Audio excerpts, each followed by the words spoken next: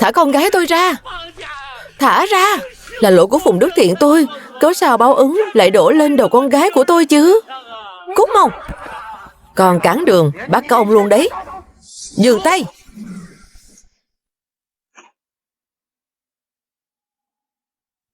Ngươi là ai?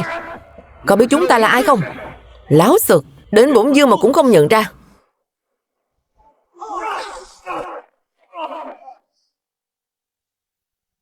Thượng tiên bớt giận. Chúng con mạo phạm thượng tiên, xin thượng tiên đừng chấp nhặt. Cô gái này bổn vương sẽ đưa đi. Thượng tiên, dù ngài có đưa đi thì cô ta cũng không sống nổi đâu. Phùng gia đã phạm phải thiên kiếp, thiên mệnh khó trái. Người của Phùng gia sẽ lần lượt bị đoạt mạng. Chuyện này không ai thay đổi được. Thượng tiên, bọn con xin cáo lui trước. Con gái ơi, đều tại bố tham lam khai quang đất đai, đụng đến long mạch nên mới có thiên kiếp này.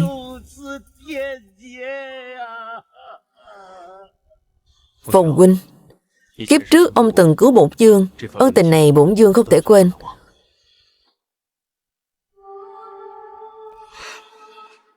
Bổn vương nguyện quản diệt phi thăng, ở rễ Phùng gia 3 năm, tiếp nối mạng sống cho Phùng Uyển Quân, giúp Phùng gia hóa giải kiếp nạn.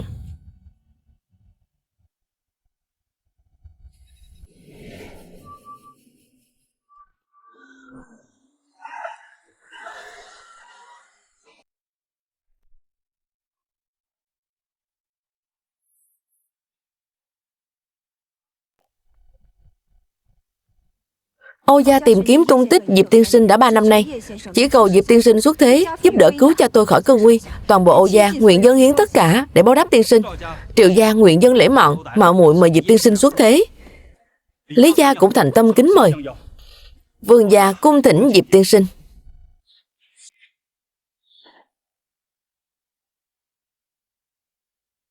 Các người về hết đi. Tôi đã hứa với Phùng Đức Thiện sẽ thay ông ấy bảo vệ Phùng gia 3 năm. Kỳ hạn 3 năm chưa tới, sao tôi có thể xuất thế?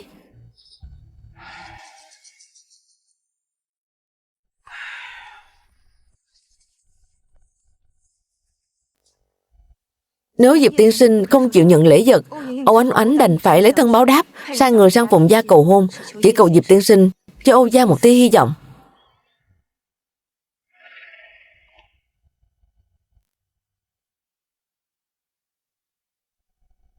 Hẳn là Phùng thì đã lên sàn thành công. Phu nhân cũng đã được ngồi vào ghế chủ tịch của top 500 doanh nghiệp. Thôi đi Diệp Phàm, mấy lời nịnh hót không cần nói nữa. Hôm nay tôi đến để hủy bỏ hôn ước với anh. Hủy bỏ hôn ước?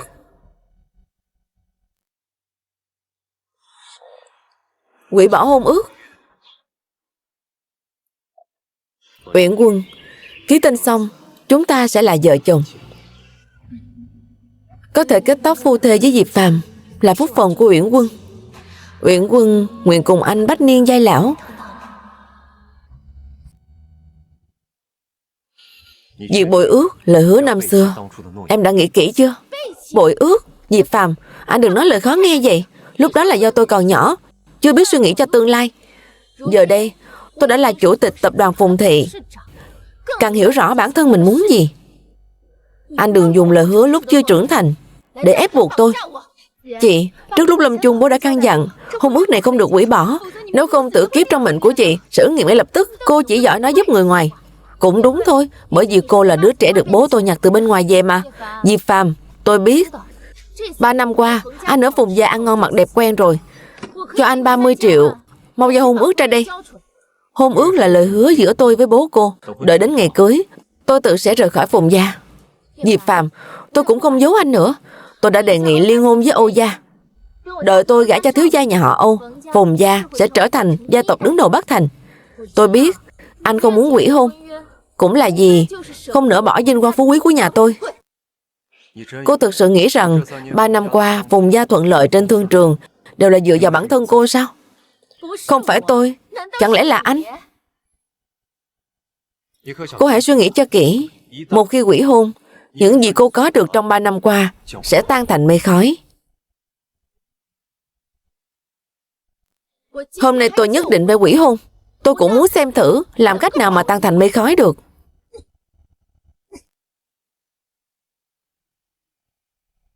Sự bảo vệ dành cho Phùng Uyển Quân hình như đã lung lay rồi. Diệp Phàm, không có kẻ dướng chân như anh, tôi chỉ có thể sống tốt hơn thôi. Mấy lời giả thần giả quỷ đó của anh, chỉ có quỷ mới tin. Có chuyện gì vậy? Cảm giác lạnh thấu xương này là sao? Kết giới bảo vệ của Thượng Tiên lung lay, Phùng Uyển Quân không thể tránh khỏi. Chị ơi, sắc mặt chị kém quá, hay để em đỡ chị vào phòng nghỉ ngơi nhé. Đeo miếng ngọc bình an này vào, sát khí bên ngoài sẽ không làm hại được. Cảm ơn anh rể. Chị, mau đeo vào đi. Diệp Phàm, tôi đưa tiền cho anh, bảo anh rời đi là muốn tốt cho anh thôi. Anh nhìn lại mình xem, suốt ngày ở nhà rảnh rỗi không lo làm ăn, anh không thấy xấu hổ sao? 3 năm qua, khoảng cách của chúng ta ngày càng lớn. Bây giờ tôi là chủ tịch tập đoàn Phùng Thị, còn anh chẳng kiếm nổi một xu, chỉ biết ở nhà tết mấy sợi dây rách này.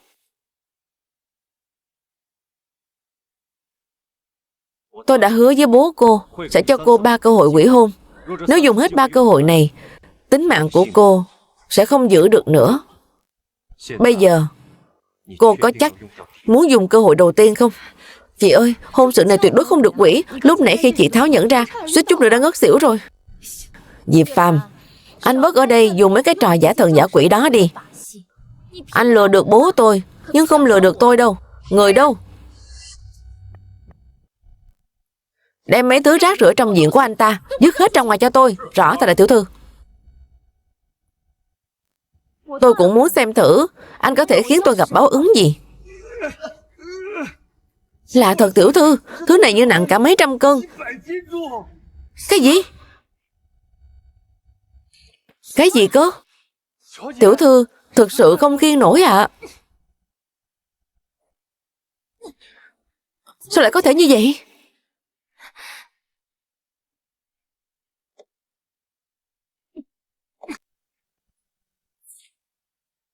Được. Cơ hội đầu tiên cô đã dùng hết.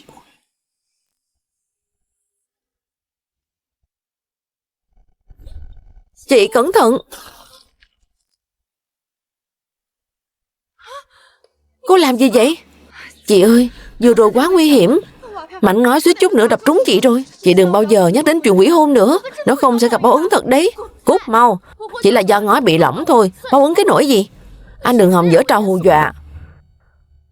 Giờ cô còn lại 2 cơ hội. Diệp Phàm, nếu anh đã không chịu giao hôn ước ra, vậy đem chiếc nhẫn ban chỉ bố tôi để lại giao ra đây. Chị ơi, bố đã nói rồi, hợp đồng trên 10 triệu của Phùng gia đều phải đóng dấu này mới có hiệu lực, cho nên mới để nhận ở chỗ anh rể. Anh ta. Bây giờ tôi là chủ tịch tập đoàn Phùng Thị, mấy việc này không đến lượt cô lo. Mau giao con dấu ra đây.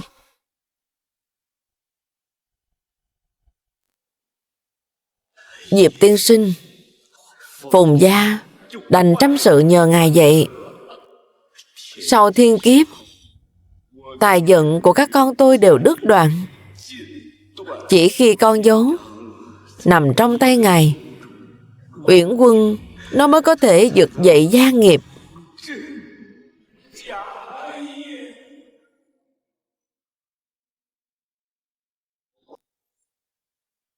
Diệp Phàm, anh còn ngẩn ra đó làm gì? Mau cho con dấu ra đây. Con dấu này một khi tháo xuống, tài vận của cô sẽ lập tức đứt đoạn. Cô chắc chắn muốn tôi tháo ra chứ? Tài vận của tôi sẽ đứt.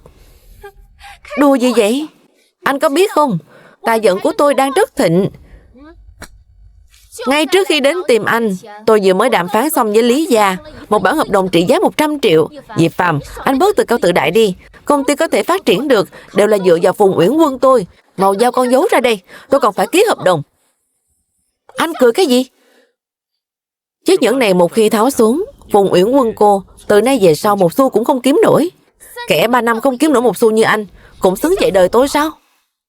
Được. Đây là cơ hội thứ 2 của cô.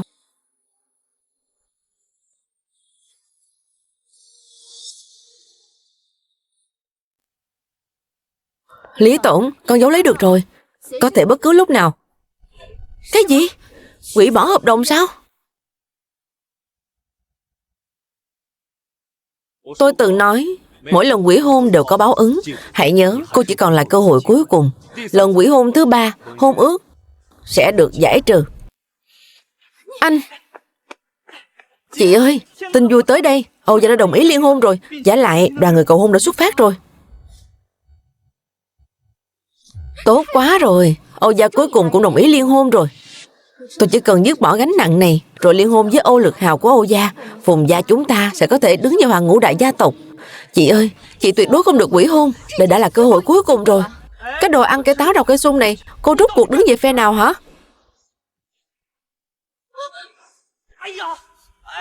Cái mông của tôi. Lớn tướng thế này rồi, sao đi đứng lóng ngóng vậy hả? Lạ thật, cảm giác như bị thứ gì đó hất văng ra vậy. Chị, anh ta không muốn ly hôn phải không? Em nghĩ ra một cách để trị anh ta rồi. Lát nữa Âu Gia sẽ đến cầu hôn đúng không? Chị chủ động nhắc đến việc Diệp Phàm không chịu giải trừ hôn ước. Diệp Phàm sẽ đắc tội với Âu Gia. Phải đấy, khi đó không chỉ là Phùng gia, e là đến cả cái Bắc Thành này cũng chẳng còn chỗ cho anh ta dung thân. Đi thôi, chúng ta ra sảnh tiệc đón tiếp Âu Gia.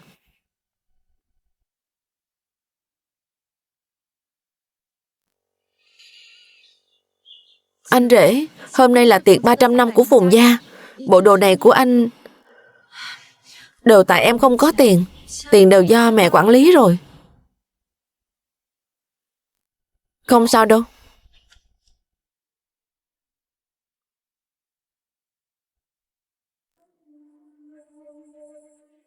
Đi thôi.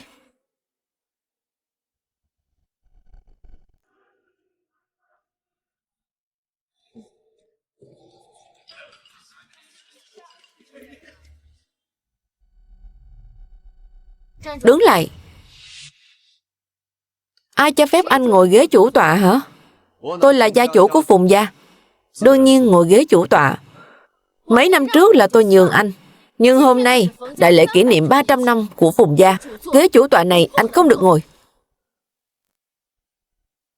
Tôi không ngồi ghế chủ tọa. Vậy ngồi đâu? Đương nhiên là ngồi mông trẻ con rồi. Trước lúc lâm chung, bố đã đích thân nói phải để anh rể làm gia chủ mà. Đó chỉ là ông nhất thời lú lẫn thôi. Anh thực sự coi mình là cái thá gì đấy hả? Nói trắng ra cậu chỉ là kẻ ăn bám thôi. Nếu không phải nể mặt lão gia thì đã đuổi anh đi từ lâu rồi. Diệp Phàm, mấy năm trước nhường anh không hiểu chuyện thì thôi đi. Nhưng hôm nay là ngày Phùng gia một bước lên trời. Anh có thể biết điều một chút không? Nếu tôi không ngồi ghế chủ tọa, ai dám ngồi? Đương nhiên là Âu gia rồi. Phùng gia sở dĩ trong 3 năm này có thể cải tử hoàn sinh đều nhờ vào sự nâng đỡ của Âu gia. Đến cả ai đang giúp mà cũng không rõ. Thật là đáng thương. Anh bước ở đây ra vẻ đi. Anh mau xuống ngay cho tôi. Người của Âu gia sắp đến nơi rồi. Âu gia đến cầu hôn.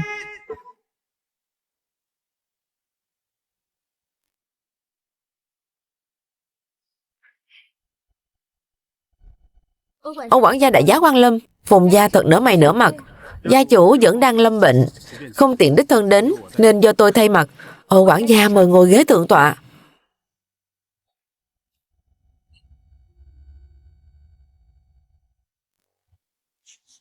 Diệp tiên sinh, sao ngài lại đứng thế này? Tôi đang đợi khách quý của Âu gia vào chỗ.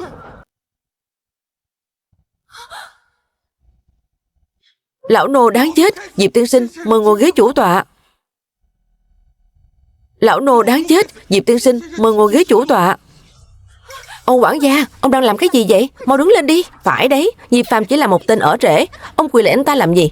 Láo xược. Tên thật của Diệp tiên sinh mà hạng phàm phu tục tử các người cũng dám gọi sao? Chị, chẳng phải Âu gia đứng đầu tứ đại gia tộc sao? Sao lại quỳ trước Diệp Phàm thế kia? Quản gia, ông là khách quý của Phùng gia chúng tôi. Ông quỳ thế này chúng tôi sao dám đứng? Diệp tiên sinh là chủ nhân nơi này. Ngày ấy không ngồi, ta không dám đứng vậy. Mau đi. Mời gia chủ nhập tọa.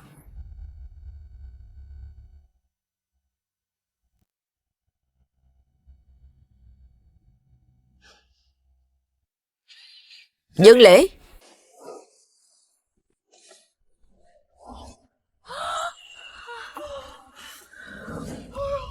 Âu gia dân lễ, 1000 lượng vàng, 100 chiếc xe sang, 10 căn biệt thự.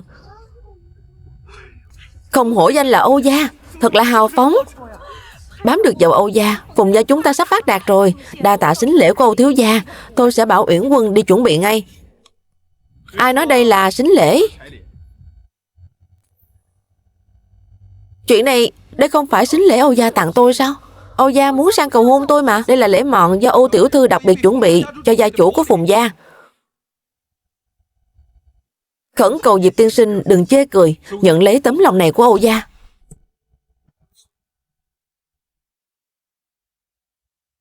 Khẩn cầu Diệp tiên sinh đừng chê cười, nhận lấy tấm lòng này của Âu gia. Âu gia thành tâm kính mời Diệp tiên sinh cùng lão phu về Âu phủ trò chuyện. Âu quản gia, tôi thấy ông hiểu lầm rồi. Diệp Phàm này chỉ là một tên ở rể, ăn bám Phùng gia thôi, chẳng phải là gia chủ gì cả. Đúng. Phùng gia hiện nay do Uyển Quân làm chủ, người các ông nên mời là con gái tôi mới phải. Phải đó, Âu đại tiểu thư là nhân vật tầm cỡ như nào? Bao nhiêu hào môn quý tộc ở Bắc Thành muốn gặp cô ấy một lần còn khó hơn lên trời. Cô ấy làm sao có thể hẹn gặp Diệp Phàm, loại người như thế này chứ? Láo xược. Diệp tiên sinh mà cũng dám bất kính sao?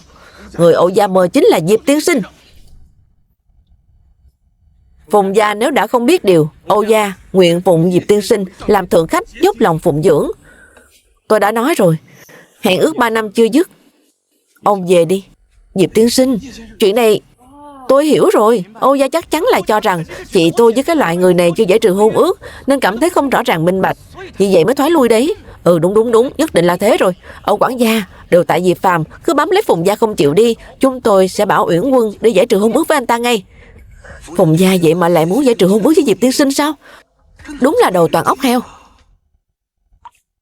Diệp Phàm, nếu Âu gia đã coi trọng anh như vậy thì tôi cũng không làm lỡ tiền đồ của anh. Bây giờ tôi sẽ giải trừ hôn ước với anh, để anh đi theo Âu quản gia. Âu gia nếu biết được Diệp Phàm không phải gia chủ thật sự, chắc chắn sẽ nổi trận lôi đình. Đến lúc đó không cần mình ra tay cũng có thể dứt bỏ được cái gánh nặng này. Xem ra bố cô đã không nói cho cô biết sự thật. 3 năm trước Phùng gia gặp phải thiên kiếp, tôi ở rễ Phùng gia bảo vệ tính mạng cho cô. Nếu tôi rời khỏi Phùng gia dù chỉ nửa bước, cô chắc chắn sẽ chết. Anh bớt hù dọa người khác đi. Giờ tôi sẽ giải trừ hôn ước với anh, để anh biến khỏi Phùng gia. Ngu xuẩn, đúng là ngu xuẩn. Bắc Thành biết bao hào môn dốc hết gia sản chỉ mong một lời chỉ điểm của Diệp tiên sinh mà còn không được. Vậy mà Phùng gia các người lại coi chân thần như bù nhìn. Người kết duyên được với Diệp tiên sinh chắc chắn thời vận sẽ tới, trường thọ an khang, gia tộc 100 năm hưng thịnh. Chẳng lẽ 3 năm qua của Phùng gia thực sự là nhờ vào Diệp Phàm? Nói bậy bạ.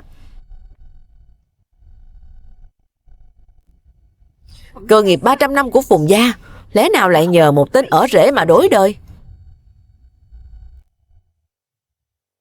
Bà nội. Mẹ, sao mẹ lại tới đây? Tôi mà không tới, Phùng gia sắp không còn họ Phùng nữa rồi. Bà nội, mẹ. Lão phu nhân, bà không sao chứ? Gia chủ vẫn luôn lo lắng cho sức khỏe của bà đấy. Không sao, cảm ơn Âu quản gia đã bận tâm.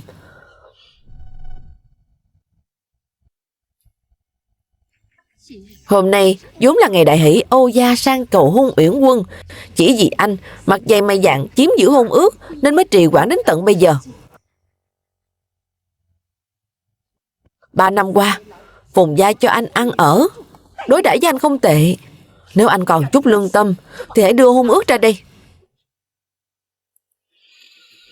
Phùng Thiện Đức, ông đã dày công khổ tứ, tích đức cầu phúc cho Phùng gia, nhưng cũng chẳng ngăn nổi con cháu đời sau tìm đủ mọi cách để phá hoại. Láo xược, cái thứ ở rễ như anh mà dám gọi thẳng danh tính của lão gia sao? Nếu các người đã quyết tâm đòi hôn ước này, tôi sẽ thành toàn cho các người. Chỉ cần bà có thể thay Phùng Uyển Quân chống đỡ kiếp nạn này, bà cứ cầm lấy đi. 3 năm trước Phùng gia phạm phải thiên kiếp, là tôi đã tự mình tham gia để cứu cháu gái Phùng Uyển Quân của bà. Cậu, 3 năm qua quỷ sai vẫn luôn lượn lờ ngoài phủ, chỉ vì có tôi ở đây họ mới không dám bước nửa bước. Nếu hôn ước bị hủy bỏ, quỷ sai sẽ lập tức đến nhà đòi mạng. Phùng gia các người cũng sẽ rơi vào cảnh vạn kiếp bất phục. Bà nội, lời anh rể nói không phải là giả đâu. Cấm miệng. Cháu bị mấy cái lời ma xui quỷ khiến này làm cho mụ mị đầu óc rồi. Bà lão này sống đến 80 tuổi, sóng gió đại nạn nào mà chưa từng thấy qua. Khí vận của Phùng gia sao có thể bị một tên ở rể vô dụng này xoay chuyển được? Uyển Quân, tương lai của Phùng gia nằm trong tay cháu.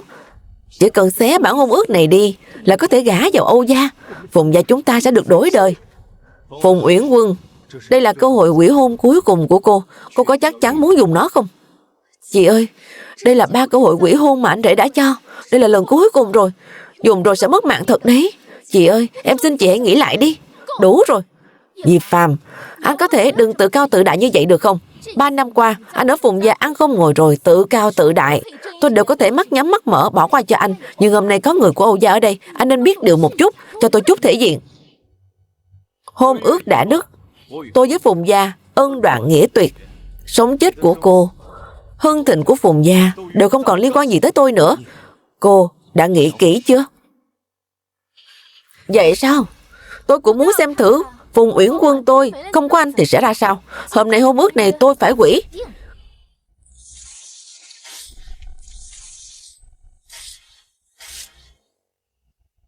Bây giờ tôi sẽ xé nát tờ hôn ước này. Tôi cũng muốn xem thử Phùng gia có thể gặp phải kiếp nạn gì. Tôi gặp phải kiếp nạn gì? Đến rồi.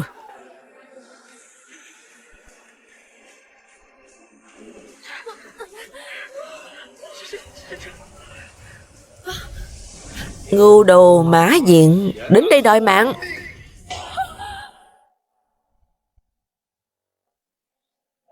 Chúng ta là ngưu đầu mã diện.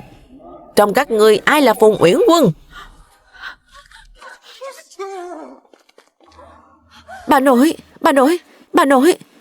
Đến đòi mạng thật rồi. Chuyện này, vậy lời hắn nói chẳng lẽ nói là sự thật sao? Bộ trang phục này trông quen thế nhỉ?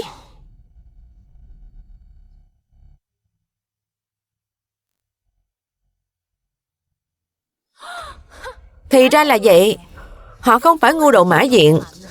Trong sách của Diệp Phàm tôi đã thấy bộ trang phục này rồi. Họ chắc chắn chỉ là diễn viên do Diệp Phàm thuê tới.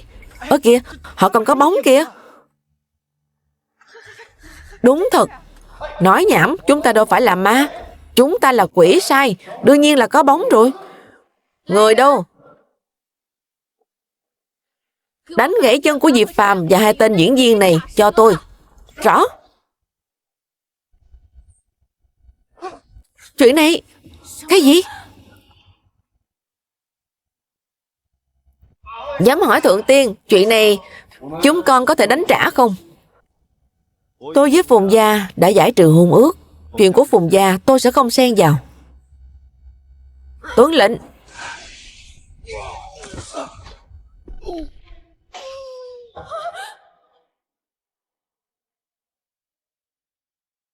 Quái vật, chạy mau. Một lũ ăn bám vô dụng, cút về cho tôi. Chị ơi, họ không giống như là giả đâu. Hay là chị cứ cầu xin anh rể cứu chị đi. Không đời nào, không đời nào. Ngươi chính là Phùng Uyển Quân. Món nợ 3 năm trước mau trả lại đây. Không phải tôi, các người đừng qua đây. Bộ lễ phục cao cấp của tôi. Hữu Tài cứu chị với. Chị ơi, em không dám ra mặt đâu.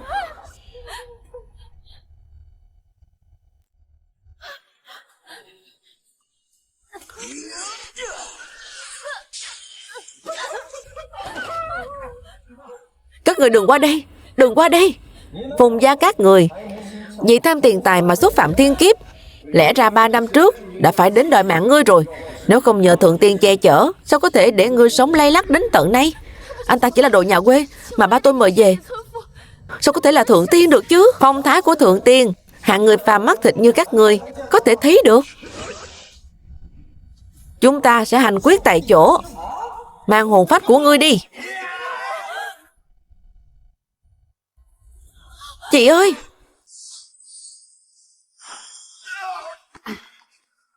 Bình an chú.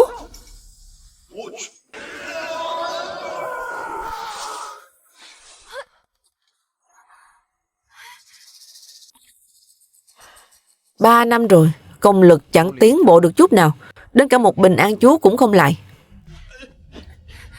Chị, không sao chứ? Tôi đã nói đều là giả rồi. Ngu đầu mã diện gì chứ?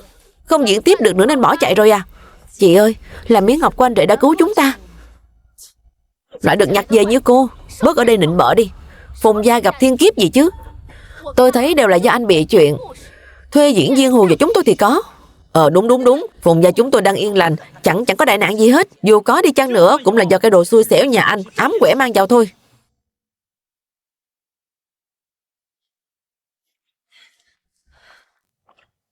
Kiếp nạn của cô là Tiểu Bình đã đỡ thay cho cô. Nhưng kiếp nạn của những người khác chỉ mới bắt đầu thôi. Lại bắt đầu diễn trò rồi. Được, hôm nay tôi ở ngay trước mặt anh đây, để tôi xem thử rốt cuộc có kiếp nạn gì nào. 3. Nói cái gì đấy? 2. Cái loại người này là giả thần giả quỷ rồi. 1.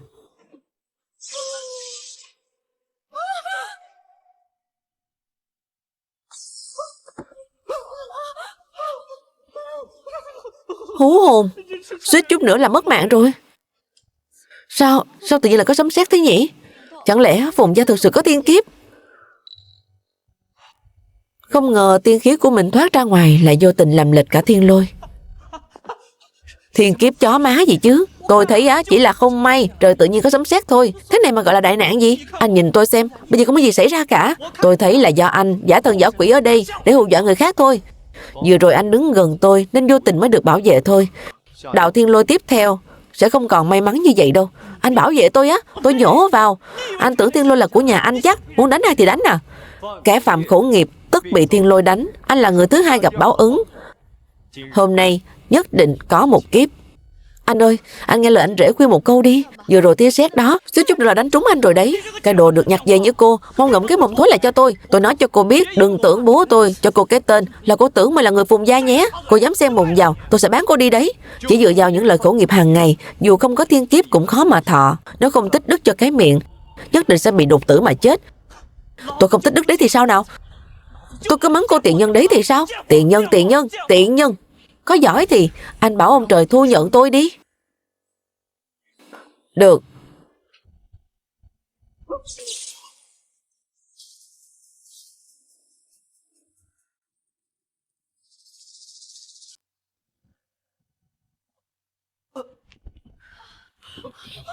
Trời ơi, con trai tôi, con có sao không? Kẻ phạm khẩu nghiệp tất bị thiên lôi đánh. Nếu không phải tôi vẫn ở Phùng gia thì đạo thiên lôi vừa rồi đã có thể tiễn anh xuống địa phủ rồi. Anh đang dùng lời nói đe dọa mọi người, mượn lúc trời mưa gió sấm sét để hù dọa Phùng gia có thiên kiếp. Thế sao? Hữu Tài, con vẫn ổn chứ? Hữu Tài, bây giờ đã tin chưa? Đây chắc chắn là trùng hợp thôi, tôi sẽ không tin đâu. Được, vẫn chưa tin phải không? Phải, Phùng gia tôi sẽ không bị anh dọa đâu. Chị ơi, em cầu xin chị đừng nói nữa, em tin thật rồi. Đánh thêm lần nữa là em chết chắc đấy. Đây chỉ là trùng hợp thôi. Phùng gia chúng tôi đang yên đang lành, sao lại có thiên lôi được chứ? Chuyện này liên tiếp 3 lần rồi, sao có thể là trùng hợp được chứ? Tôi sai rồi, xin anh đừng để sét đánh tôi nữa. Dừng tay. Vừa nãy tên này nói tôi sẽ chết, giờ tôi vẫn bình an vô sự đấy sao? Phùng gia chúng tôi phồn vinh hưng thịnh suốt 300 năm, chẳng có kiếp nạn nào hết. Cái gì? Công trình khu nhà ở Bắc Sơn xảy ra chuyện rồi. Công trình Bắc Sơn xảy ra chuyện rồi. Đây là dự án cả mấy trăm triệu, tuyệt đối không được để xảy ra chuyện. Bất kể dùng cách gì, lập tức tìm người giải quyết ngay cho tôi. Nếu tôi nhớ không lầm, hợp đồng công trình Bắc Sơn này tôi chưa từng duyệt nhỉ? Hợp đồng này chúng tôi đã nhiều lần giục anh ký, anh cứ lên mặt không chịu ký đấy thôi. Vậy mọi người có biết vì sao tôi không ký không? Còn vì sao được nữa chứ? Một tên chẳng hiểu gì về kinh doanh, lợi nhuận khổng lồ bay ra trước mắt mà cũng không muốn. Hợp đồng mấy trăm triệu, tôi thấy chỉ có kẻ ngốc mới không ký. Tôi khuyên cô nên cắt lỗ kịp thời, lập tức dừng thi công, hủy bỏ hợp đồng. Dừng thi công? Tôi thấy anh điên rồi thì có. Đó là dự án mấy trăm triệu đấy. Anh nói dừng là dừng sao? Bây giờ không dừng, chỉ càng lỗ thêm mà thôi. Mẹ, chúng ta đừng cố chấp nữa. Nghe lời anh rể một lần này đi. Tuyệt đối không thể. Miếng thịt béo bở đã đến miệng, sao có thể nhả ra được? Tôi nghĩ là do anh không muốn để cho Phùng gia kiếm tiền, nên lúc nào cũng âm thầm nguyền rủa Phùng gia. Diệp Phàm, anh đúng là kẻ ăn cháo đá bát. Ở Phùng gia, anh không ngồi rồi suốt 3 năm mà chưa từng nói được một câu tử tế. Nếu các người đã chọn sai càng thêm sai, vậy tôi cũng không ngăn cản nữa. Đây chính là kiếp nạn thứ 3 của các người. Phùng gia sắp phá sản rồi.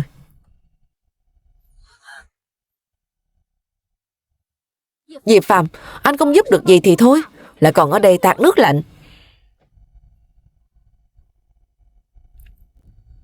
Cái gì? Khu nhà ở bị sập rồi sao?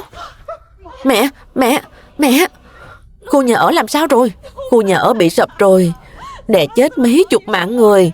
Lần này không những không kiếm được tiền, mà còn phải đền bù mấy trăm tỷ đấy. Mẹ, không thể nào. Dự án này là đích thân tôi theo sát, sao có thể sập được? Giờ thì biết vì sao tôi không ký hợp đồng này rồi chứ.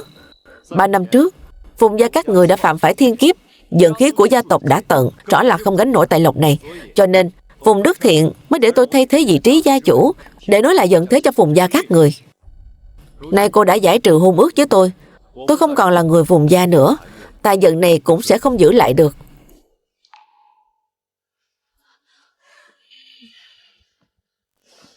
Mẹ, Phùng gia thực sự không thể thiếu anh rể. Chúng ta hãy nhận lỗi với anh rể, cầu xin anh ấy ở lại đi. Chuyện này, công ty đúng là đã khởi sắc sau khi anh rể tới ở nhà Phùng gia. Không thể nào, công ty sở dĩ tốt lên đều là nhờ sự nỗ lực của tôi. Liên quan gì đến Diệp Phàm anh ta chứ? Dù công ty bây giờ lỗ mấy trăm triệu, tôi cũng có thể khiến công ty khởi sắc trở lại. Tiểu thư, chủ tài chính của công ty đứt rồi. Nếu hôm nay không bù đắp được, công ty sẽ phá sản mất.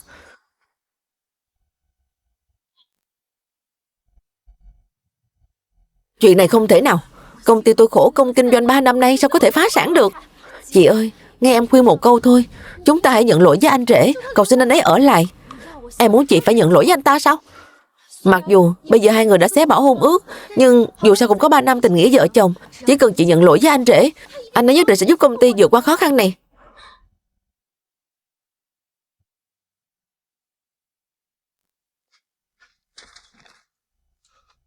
Là hôn ước của Diệp tiên sinh thật sự đã bị xé rồi sao?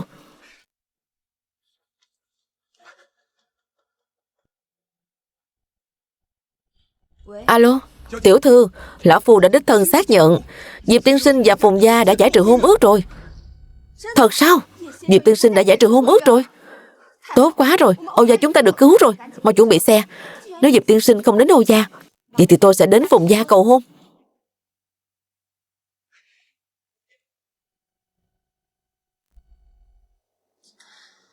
Con gái à, dì Phùng gia, con hãy nhận lỗi với Diệp Phàm đi.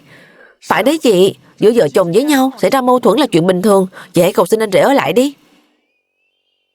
Diệp Phàm, đừng trách tôi không niệm nghĩa vợ chồng. Bây giờ tôi cho anh một cơ hội để tái hôn với Phùng gia. Tôi đã hết duyên nợ với Phùng gia. Tái hôn là chuyện không thể nào. Anh nói cái gì? Diệp Phàm, tôi đã hạ mình để đề nghị tái hôn với anh, vậy mà anh dám từ chối tôi. Nếu không vì Phùng Đức Thiện có ơn cứu mạng với tôi, thì Phùng gia các người không lọt nổi vào mắt tôi đâu. Anh! Được lắm Diệp Phàm. 3 năm qua Phùng gia nuôi anh ăn nuôi anh uống, còn cho anh chỗ ở. Không ngờ anh lại là kẻ ăn cháo đá bát, đến cả ơn nghĩa cũng không biết báo đáp. Báo đáp? 3 năm qua mọi thứ Phùng gia có được đều do tôi mang lại, nói gì đến chuyện trả ơn. Tôi sợ sau khi rời đi quỷ sai sẽ quấy nhiễu, cho nên mới thắt miếng ngọc bình an cho các người. Còn các người thì sao? Các người lại ném dở và chà đạp nó. Để giúp Phùng gia giữ vững tài vận, tôi chỉ ký những hợp đồng chân chính. Nhưng còn cô thì sao? 5 lần 7 lượt đòi lại nhẫn để ký những khoản mà Phùng gia không gánh nổi. Giờ thì dẫn đến công trình xảy ra chuyện, tổn thất đến mấy trăm triệu. 3 năm qua, tôi đã âm thầm đưa cô lên vị trí chủ tịch, thậm chí còn giúp Phùng gia lên sàn thành công. Không thể nào. Anh chỉ là một tên ở rể, lấy đâu ra bản lĩnh lớn như vậy? Nhất định là do Phùng gia tôi mạng lớn. Huyết mạch Phùng gia các người lẽ ra đã đứt đoạn từ 3 năm trước. Nếu không phải tôi ở rể để trấn giữ, thì mẹ cô không sống nổi quá 40 tuổi. Không thể nào, tôi không tin. Mẹ, mẹ ơi, mẹ, mẹ. Mẹ sao thế mẹ? Mẹ đừng làm con sợ mẹ ơi. Tim của tôi đột nhiên. Mẹ không sao chứ mẹ? Con đi tìm bác sĩ, mau lên. Mẹ đừng làm con sợ. Bác sĩ, nhanh lên.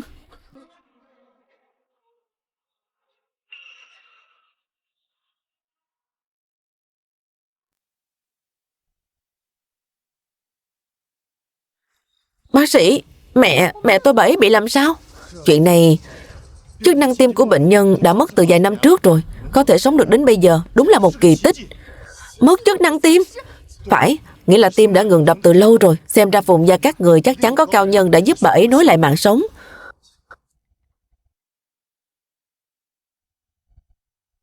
Tôi cũng lực bất tòng tâm. Mọi người mau chuẩn bị hậu sự đi. Biết thế tôi nên nghe lời khuyên, không nên đuổi anh rể đi. Chị ơi, Phùng gia không thể xảy ra chuyện nữa. Chị mau nhận lỗi với anh rể, cầu xin anh ấy ở lại đi. Chị còn do dự cái gì nữa? Mẹ sắp chết rồi kìa.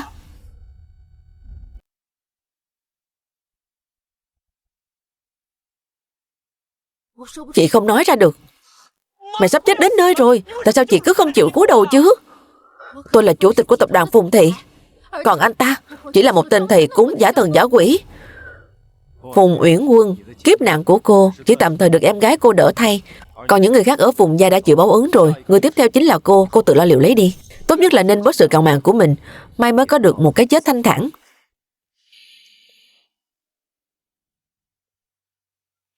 Tiểu Bình, em tuy là con của Phùng gia, nhưng báo ứng không liên lụy đến em.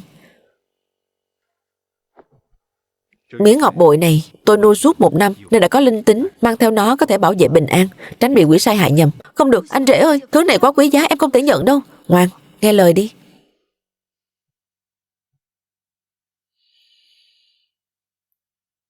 Diệp Phàm anh. Các người, ai dám có ý đồ với miếng ngọc bội này, tôi tuyệt đối sẽ không nương tay. Diệp Phàm, tôi biết lòng anh vẫn còn ở Phùng gia, vẫn còn có tôi. 3 năm sớm tối có nhau, tôi không tin anh không chút tình cảm nào. Anh tuyệt đối sẽ không rời bỏ Phùng gia, cũng tuyệt đối sẽ không rời xa tôi.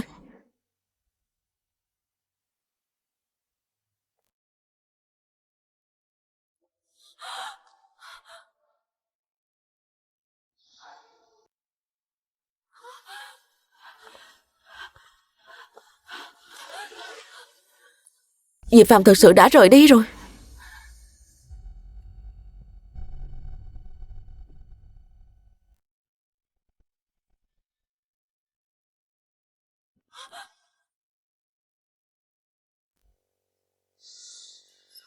Tỉnh rồi. Diệp Phàm đúng là thần tiên. Chỉ một miếng ngọc bội mà có thể khiến người ta cải tử hoàn sinh. Đúng là tôi có mắt như mù, lại đi coi một thần tiên là một tên thầy cúng vô dụng. Ông trời đã ban cho chúng ta một người rể thần tiên, vậy mà chúng ta lại không biết trân trọng.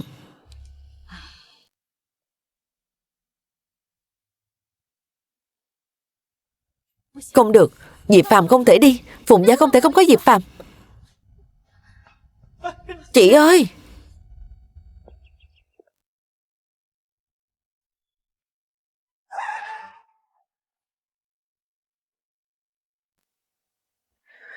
Diệp tiên sinh đã giải trừ hôn ước. Huỳnh Huỳnh mạo muội xin Diệp tiên sinh hãy xót thương Âu gia, hạ mình thành hôn cùng tiểu nữ. Việc gì phải thế?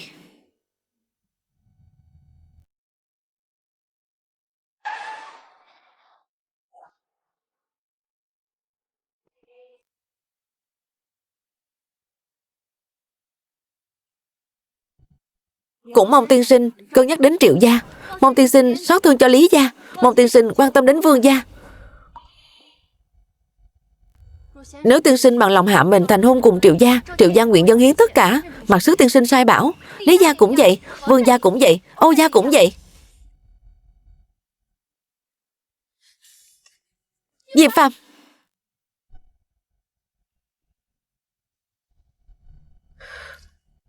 Mong tiên sinh xót thương.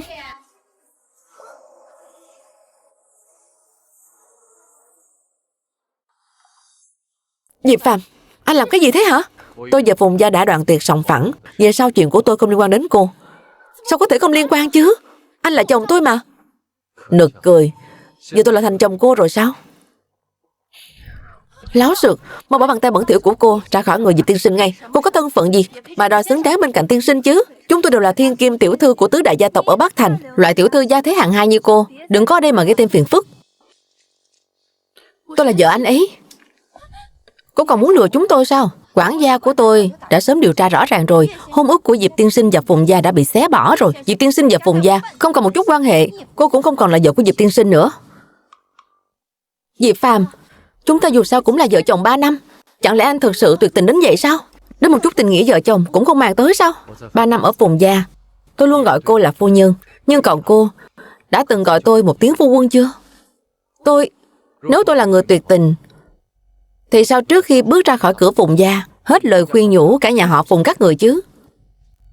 Tiên sinh đã thoát khỏi Phùng Gia rồi thì không cần phải vì bọn họ mà nhọc lòng nữa. Đúng thế, giờ đây những người phụ nữ xuất sắc nhất cả cái Bắc Thành này đều đã đứng trước mặt tiên sinh rồi. Xin tiên sinh hãy xót thương, tùy tiên sinh lựa chọn.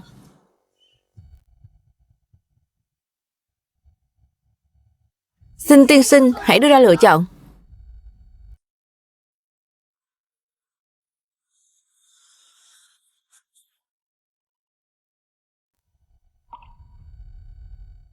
Các người đều về đi.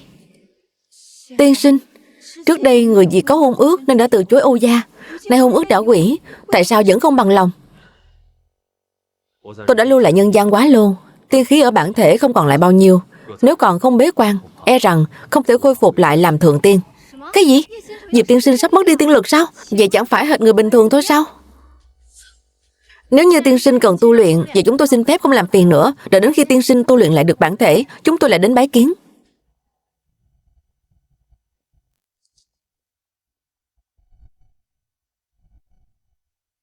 Bọn họ đều đã đi rồi, tại sao cô vẫn còn quỳ ở đây? Tiên sinh, cha tôi bệnh nặng, e rằng không qua khỏi tối nay. Âu gia từ trên xuống dưới đã hết cách rồi, chỉ có tiên sinh mới cứu được. Mong tiên sinh đại phát từ bi.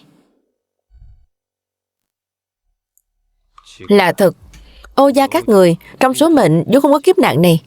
Lẽ nào là... Cô về trước đi, đợi tôi khôi phục lại chút ít tiên lực, tự khắc sẽ đến Âu gia một chuyến.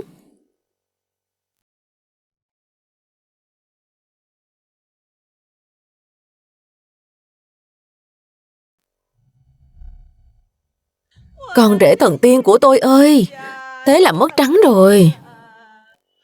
Mẹ cũng đừng đau lòng quá. Chị, tin tốt đây, em vừa nghe ngóng được, vừa rồi tứ đại gia tộc đến cầu hôn, anh để cho đồng ý một ai cả. Thật sao? Anh ấy không chọn ai hết sao? Quả nhiên, trong lòng anh ấy vẫn còn có chị. Tôi biết ngay mà, trong lòng anh ấy có tôi. Chỉ cần tôi hạ mình đến cầu xin anh ấy chắc chắn sẽ đồng ý tái hôn. Dù sao giữa chúng tôi vẫn còn 3 năm tình nghĩa vợ chồng mà.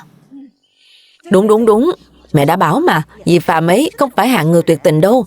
Sao có thể nói đi là đi luôn được chứ? Uyển Quân nhà chúng ta ấy à, gia thế có gia thế, nhan sắc có nhan sắc. Diệp Phàm mà bỏ lỡ Uyển Quân nhà mình thì làm sao tìm được người tốt hơn chứ? Anh rể chính là đang đợi chị hạ mình cầu xin thôi. Đàn ông mà, ai chẳng trọng sĩ diện. Chị cứ đến nói vài câu ngọt ngào, chắc chắn sẽ thành công. Nhưng em cảm thấy anh rể đã quyết tâm rời bỏ Phùng Gia rồi. Ánh mắt của anh ấy lúc đi rõ ràng là đã hoàn toàn thất vọng rồi.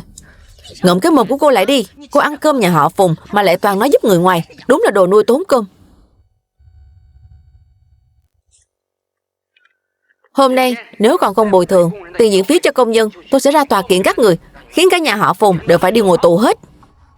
Con gái ơi, con mau đi cầu xin Diệp Phàm về đi. Chỉ có cậu ấy mới có thể giúp được Phùng gia chúng ta thôi. Đúng. Chỉ khi anh rể quay về, Phùng gia chúng ta mới đổi giận được. Mấy chuyện xui xẻo kia đều có thể hóa giải hết. Bây giờ tôi đi tìm anh ấy ngay.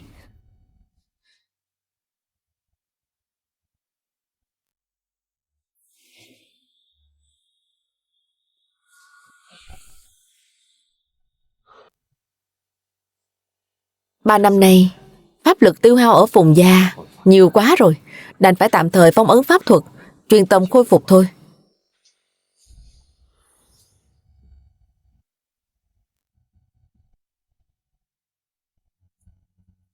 Diệp Phàm, Diệp Phàm, em cố ý đến tìm anh đây. Theo em về nhà đi. Là cô sao? Tôi và Phùng gia đã ân đoạn nghĩa tuyệt, mời cô rời đi ngay lập tức, đừng làm phiền tôi khôi phục tiên thể.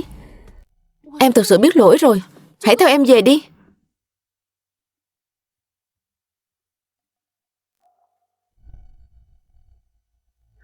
Phùng đại tiểu thư, em cũng biết nhận lỗi sao? Đây đúng là chuyện lạ đấy. Em biết 3 năm qua là em đối xử tệ với anh không tin em cũng là lẽ đương nhiên. Nhưng hôm nay xảy ra nhiều chuyện như vậy, em thực sự đã thông suốt rồi. Phùng gia không thể không có anh. Cầu xin anh hãy theo em về đi. Chỉ cần anh bằng lòng quay về, em nguyện làm bất cứ việc gì. Thật chứ? Việc gì cũng tình nguyện sao? Thật chứ? Cô thấy hồ nước kia không? Đó là Thánh Thủy Thiên Sơn, có thể giúp tôi khôi phục tiên thể, nhưng lạnh lẽo thấu xương. Nếu cô có thể nhảy xuống đó giúp tôi làm ấm hồ nước này, thì tôi sẽ cân nhắc việc quay về. Nhưng tôi cảnh báo cô trước, hồ nước này không phải cái lạnh bình thường đâu. Người không có tiên khí hộ thể, một khi nhảy xuống sẽ như dạng dao đâm vào xương tủy, đau đớn khôn cùng. Nếu đã không bằng lòng, vậy thì về đi.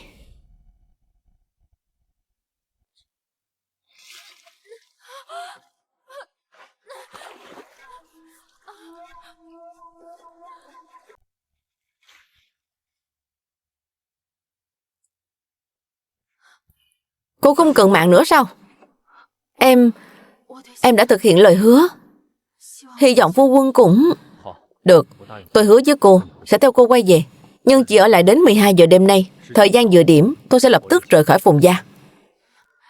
Được.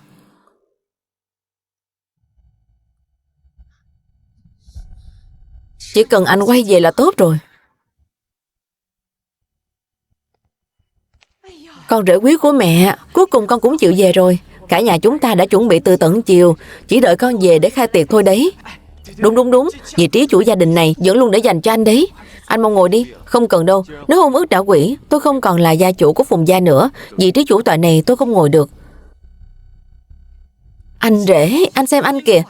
Lúc bố em đâm chung đã dặn đi dặn lại nghìn lần, nói rằng anh mãi mãi là gia chủ của Phùng gia chúng em. Vị trí chủ tọa này anh không ngồi thì bọn em nào dám ngồi chứ. Đúng vậy.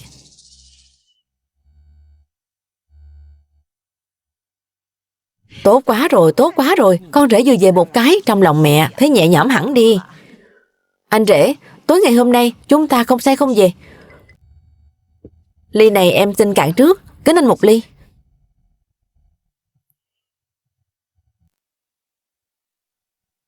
Tôi nghĩ mọi người đã hiểu lầm rồi. Tôi hôm nay đến đây với tư cách một vị khách đến dùng bữa. Giờ lành đến, tự khắc tôi sẽ rời đi.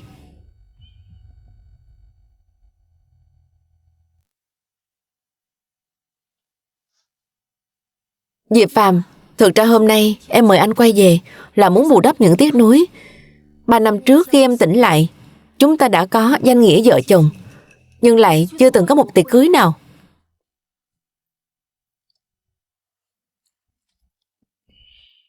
Ly rượu giao bôi này xem như là bù đắp lại tiếc nuối năm xưa, được không anh? Ly rượu giao bôi này 3 năm trước đáng lẽ phải uống rồi, hôm nay nhất định phải uống bù. Phải đấy, làm vợ chồng bao năm nay mà đến rượu giao bôi còn chưa uống, nói ra người ta lại cười cho.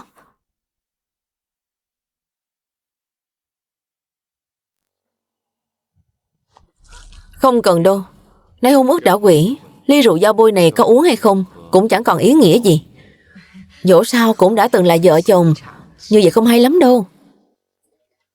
Nếu đến cả chút lễ nghi này cũng không thể vẹn toàn, thì 3 năm qua của Phùng Uyển Quân tính là gì đây? Chẳng lẽ trong lòng anh, em lại thấp hèn đến mức đến một danh phận cũng không xứng sao? Anh rể không phản đối tức là đồng ý rồi. Con bé kia, ngươi ra đó làm gì? Còn không mau rót rượu giao bôi cho chị và anh rể đi.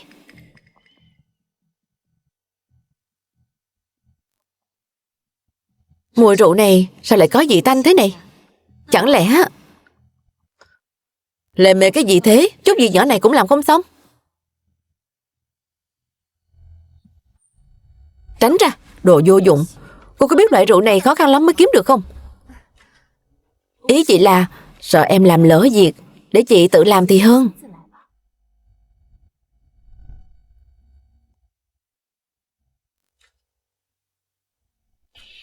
Bù lại rượu dao bôi cũng được, nhưng đã quỷ hôn ước nên thêm một ly rượu ly hợp, đập chén làm thề, từ nay sòng phẳng. Diệp Phàm, anh thật sự tuyệt tình thế sao? Đến cả chút tâm niệm cuối cùng cũng không để lại cho em. Nếu không uống ly rượu ly hợp, vậy thì ly dao bôi này cũng không cần uống nữa. Được, em hứa với anh.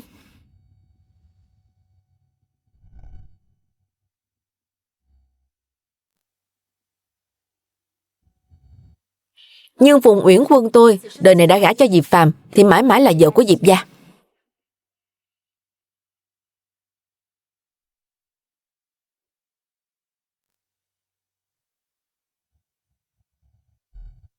Chẳng lẽ mình đã đa nghi quá rồi sao? Cô ta thực sự hối cải rồi sao?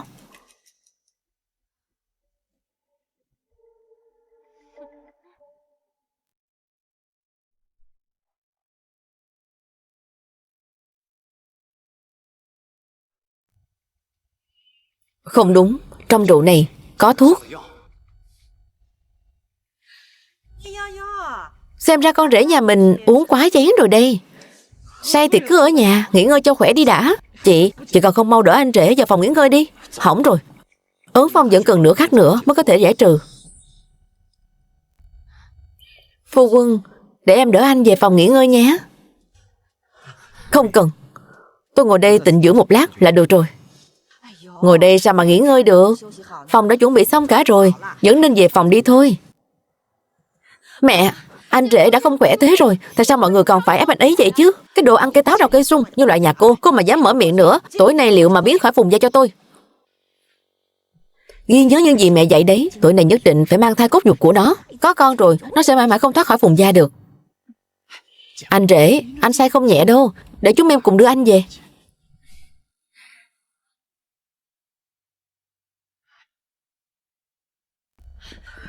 Mọi người quá đáng lắm rồi, sao mọi người có thể ép buộc anh rể như vậy chứ? Như này sao gọi là ép buộc? Vợ đỡ chồng về phòng, đó là lẽ đương nhiên. Cô mà còn dám nói thêm một câu nữa, tôi sẽ đánh gãy chân cô. Mẹ, làm người phải có lương tâm. 3 năm qua anh rể đã đối xử tốt với chúng ta như vậy, sao mọi người có thể hạ anh ấy như thế chứ? Cái đồ con nuôi kia, ở đây có chỗ cho cô lên tiếng sao? Cút mau. Tôi không cút, có tôi ở đây. Mọi người đừng hòng, mang anh Diệp Phàm đi. Phùng Tiểu Bình, nếu cô đã không hướng về Phùng gia thì kể từ khoảnh khắc này cô không còn là người nhà họ Phùng nữa. Tốt thôi, hôm nay tôi sẽ thay Phùng gia dọn dẹp gia phả. Thế nào là xía vào chuyện người khác? Để tôi dạy dỗ lại cô. Tôi xía vào chuyện báo đồng. Có tôi ở đây, tôi sẽ không để mọi người bắt nạt anh Diệp Phàm đâu.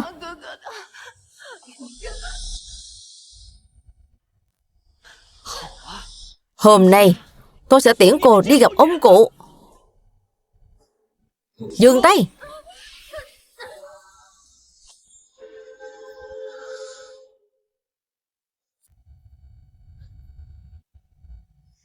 Phùng gia đã vô phương cứu chữa, bản tiên ngày hôm nay sẽ nghiêm trị không khoan hồng.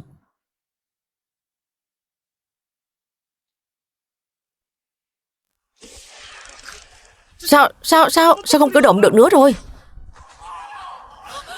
Con trai, chuyện Diệp Phàm còn có khả năng này sao? Người đâu? Mau gọi người đến, chặn hắn lại cho tôi.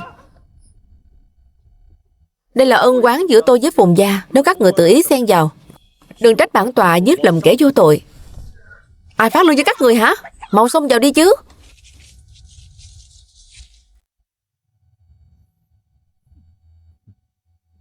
Tự lượng sức mình. Súng của tôi đâu? Sao lại thành đuôi gà rồi? Cái này... Lên cho tôi. Không có súng cũng không lên được sao? Hắn cũng có súng đâu. Mau. Hắn là thần tiên đấy, ai có thể hạ được hắn? Mỗi người thưởng 100 triệu. Cái nào không cần mạng cứ việc thử xem. Các người làm thuê cả đời cũng chẳng kiếm nổi 100 triệu đâu. Bây giờ ai xông lên đầu tiên, tôi sẽ chuyển khoản ngay lập tức.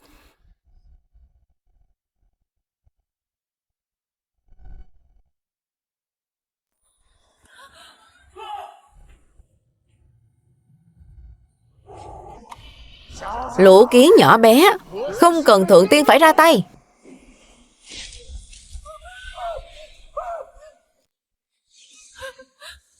Ngu đồ, Mã Diện.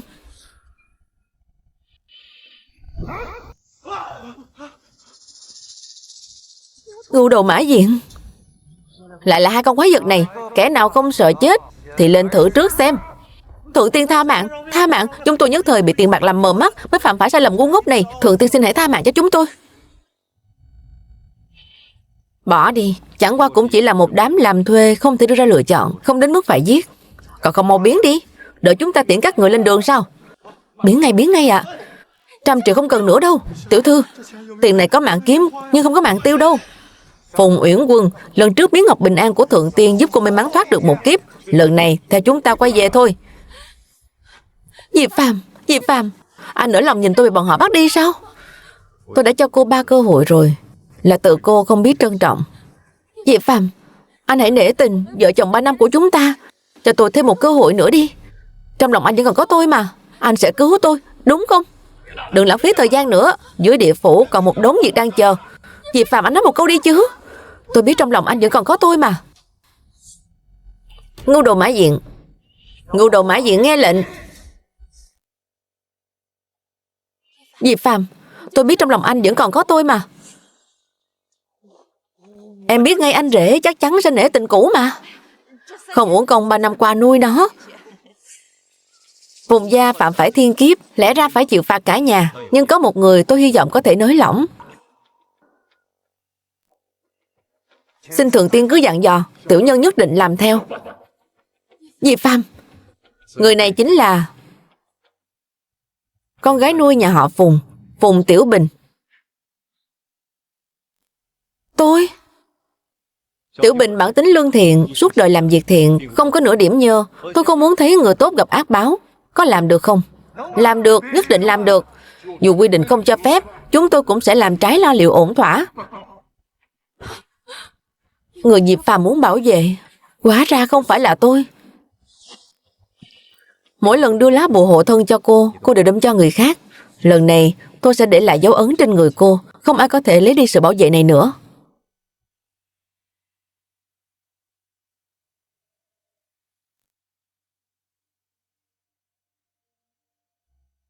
Anh Diệp Phàm, anh thực sự phải đi sao? Duyên phận của tôi và Phùng gia đã tận, không thể không đi.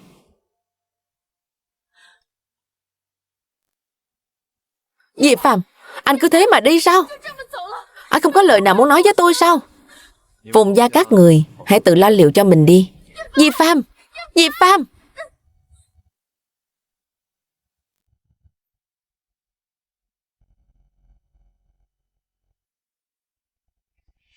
Thượng Tiên, ngài vì Phùng gia chắn kiếp, đã trì hoãn việc phi thăng suốt 3 năm. Nay 3 năm đã qua, mời Thượng Tiên lập tức phi thăng. Tôi ở phàm trần vẫn còn một việc. Có gì sánh được với việc ngài phi thăng chứ? Cứu một mạng người, hơn xây 7 tòa tháp. Tôi đã hứa với Âu Ánh Ánh, trước khi đi sẽ qua tìm Quế một chuyến. Âu gia những năm nay thường xuyên làm việc thiện. Âu lão gia không nên đoản mệnh như thế. Nhưng thưa Thượng Tiên, không cần nói nhiều. Quân tử nhất ngôn, tứ mã nan truy. Huống hồ tôi là Thượng Tiên, việc đã hứa sao có thể thất hứa. Đến Âu gia nhắn giúp tôi một lời. Giờ thìn ngày mai tôi sẽ tới cửa. Rõ. Tiểu đồng tuân lệnh.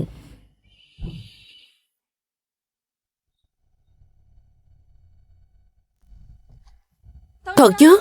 Diệp tiên sinh muốn đến Âu gia sao? Đúng là như vậy. Diệp tiên sinh đang trên đường tới, một khắc nữa là đến. Diệp Phàm rốt cuộc có lai lịch thế nào? Bệnh của lão gia bao nhiêu thần y đều bó tay không cách nào. Một tên ở rễ như hắn mà chữa được sao? Bắc Thành có rất nhiều lời đồn về anh ta. Nghe nói anh ấy là một vị thần tiên. Bây giờ chỉ có Diệp Phàm mới cứu được cha. Tất cả mọi người theo ta ra đại môn đón tiếp Diệp tiên sinh. Vâng. Vâng.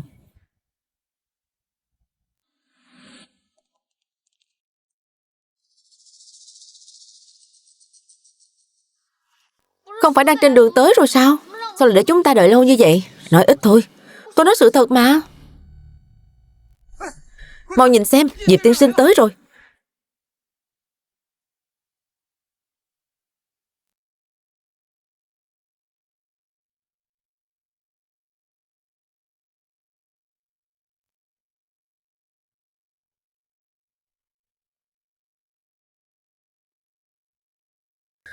Diệp tiên sinh đại giá quan lâm, mời ngài mau vào trong.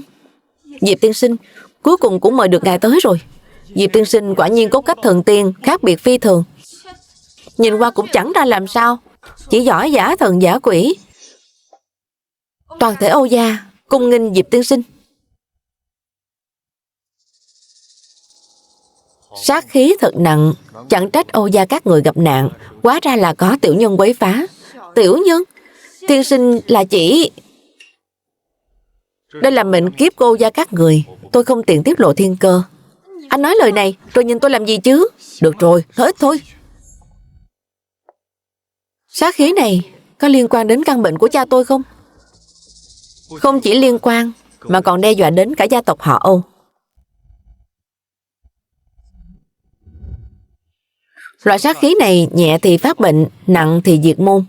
Nếu Âu gia không thường xuyên tích đức, e rằng người lâm bệnh không chỉ có mình Âu lão gia đâu. Mở miệng ra là nói bừa. Lời này nghe chẳng khác gì bọn thầy bói lừa đảo trên giang hồ. Nhưng Âu gia chưa bao giờ trêu chọc ai, đừng nói là đắc tội với ai, sao có thể dướng phải sát khí. Tôi vừa nói rồi, loại sát khí này không phải do Âu gia các người tự chuốc lấy, mà là có kẻ cố ý làm vậy. Cái gì? Kẻ nào dám hại Âu gia chúng ta? Phải đấy, ai mà to gan như thế? Quà của Âu gia đã dừng lại chỗ Âu lão gia, phần còn lại phải xem chính các người rồi. Diệp tiên sinh, Diệp tiên sinh, ngài cứu người cứu cho trót, hãy giúp cho tôi tỉnh lại đi mà. Tôi không phải muốn tiếp tục ra tay, mà hóa giải kiếp nạn phải tuân theo quy tắc. Tiên sinh cứ nói đừng ngại. Tình hình của Âu gia các người không giống với Phùng Uyển Quân. Phùng gia là sinh tử kiếp, chỉ cần tôi thủ hộ Phùng gia 3 năm là có thể hóa giải. Còn Âu gia các người là bị tiểu nhân phá, sát khí quấn thân, cái giá phải trả là rất lớn đấy. Chỉ cần có thể khiến cho tôi tỉnh lại, cái giá nào tôi cũng bằng lòng. Cần phải tiêu tán của Âu gia các người hơn phân nửa gia tài. Hơn nửa gia tài? Làm cái gì mà mất hơn nửa gia tài chứ? Tài sản Âu gia lên tới hàng chục tỷ lận. Hơn nữa Âu lão gia có tỉnh lại được hay không còn phải xem ý trời. Tôi hỏi cô lần cuối, có cần tôi ra tay không? Âu Ánh Ánh khẩn cầu Diệp tiên sinh ra tay cứu giúp. Diệp tiên sinh, mời ngài.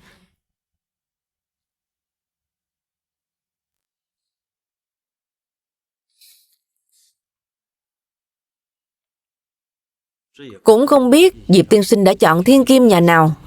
Chắc chắn là Vương tiểu thư rồi. Bằng kép tiến sĩ. Triệu tiểu thư tài sắc vẹn toàn, đó mới là người xuất chúng. Lý tiểu thư này cũng không kém, người theo đuổi nhiều lắm nha. Bố, chúng con về rồi. Thế nào rồi? Diệp tiên sinh đã lựa chọn ai? Cũng may chúng con lanh trí. Diệp phàm đó đã mất đi tiên thể. Nếu không phải chúng con tìm cớ chuộng lẹ thì đã gả cho một người phàm rồi. Hồ đồ quá. Đây là cơ hội ngàn năm có một. Sao các con lại bỏ lỡ chứ? Một tên ở rễ người phàm, có gì mà phải tiếc nuối? Hồ đồ. Hiện tại cậu ta là người phàm, có lẽ con còn lọt được vào mắt cậu ta. Đợi đến khi cậu ta tìm lại được tiên thể, ba đại gia tộc chúng ta cộng lại cũng không giới nổi đâu. Cậu ta không chọn ba đứa các con, chẳng lẽ lại quay về Phùng gia sao? Phùng Uyển Quân đã xé bỏ hôn ước, anh ta sao có thể quay về? Vậy cậu ta đi đâu rồi? Nghe nói là đã đến Âu gia. Âu gia? Âu gia này không hổ là đứng đầu tứ đại gia tộc mà. Bất kể chuyện tốt gì cũng đều nhanh chân hơn ba đại gia tộc chúng ta. Xem ra con bé Âu Ánh Ánh đó thực sự đắc đạo chân truyền của Âu lão rồi. Cả con xem kìa, rốt cuộc vẫn không so nổi với Âu tiểu thư kia. Không được, chúng ta phải tranh thủ lấy lòng cậu ta. Đúng, dù không được lợi lớn thì lợi bé cũng được hưởng chút ít. Đúng, mời các chị. Đến mức đó không? Chẳng qua cũng chỉ là thứ con trẻ bị từ mặt. Đúng thế.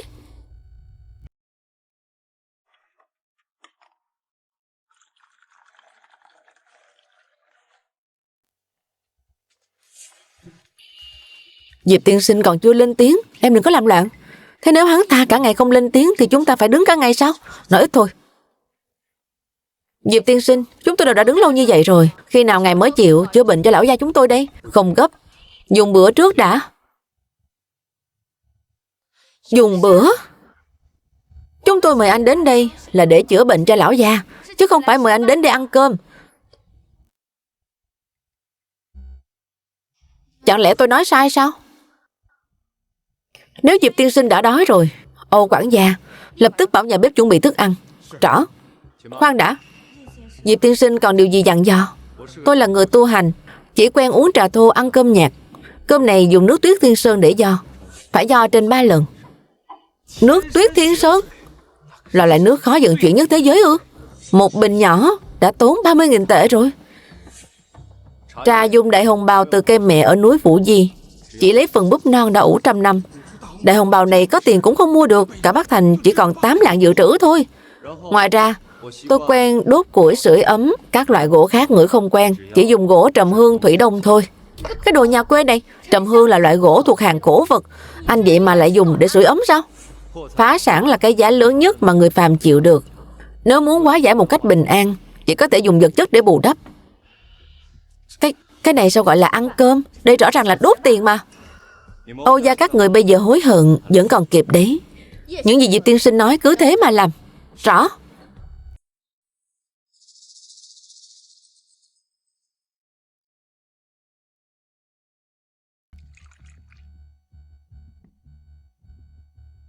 Thế này chẳng phải là mời đến chữa bệnh. Đây rõ là mời một người phá của mà.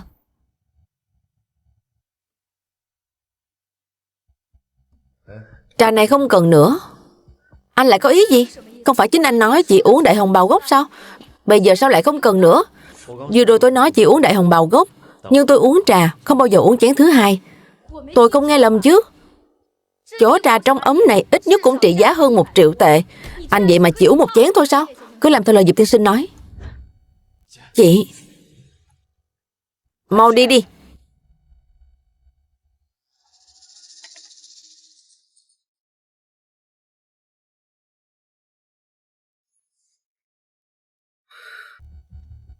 Bộ bát đũa này dùng không thoải mái. Nghe nói Âu gia có một bộ đồ ăn bằng gốm sứ Thanh Hoa. Âu quản gia, mang bộ gốm sứ Thanh Hoa ra đây, cho Diệp tiên sinh sử dụng. Rõ. Chị, bộ đồ ăn gốm sứ Thanh Hoa này là bảo vật gia truyền của gia chúng ta. Bình thường đều phải thờ phụng, không ai dám dùng cả. Diệp tiên sinh làm vậy chắc chắn có đạo lý của ngày ấy. Chúng ta cứ làm theo là được. Chị, phải có mức độ thôi chứ.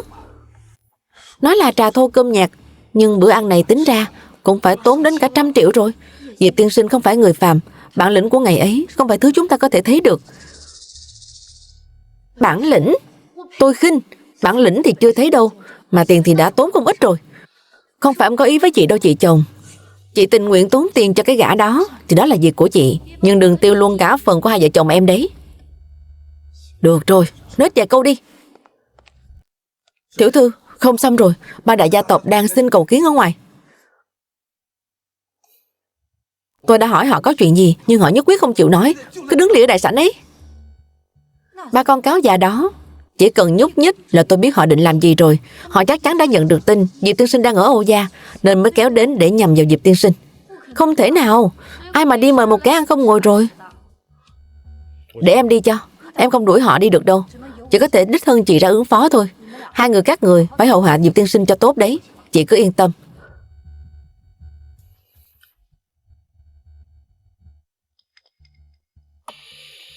Xem ra Phùng gia bỏ rơi Diệp Phàm là đúng. Tôi không hiểu nổi chị ý nghĩ gì mà lại đi nhặt cái thứ Phùng gia không cần.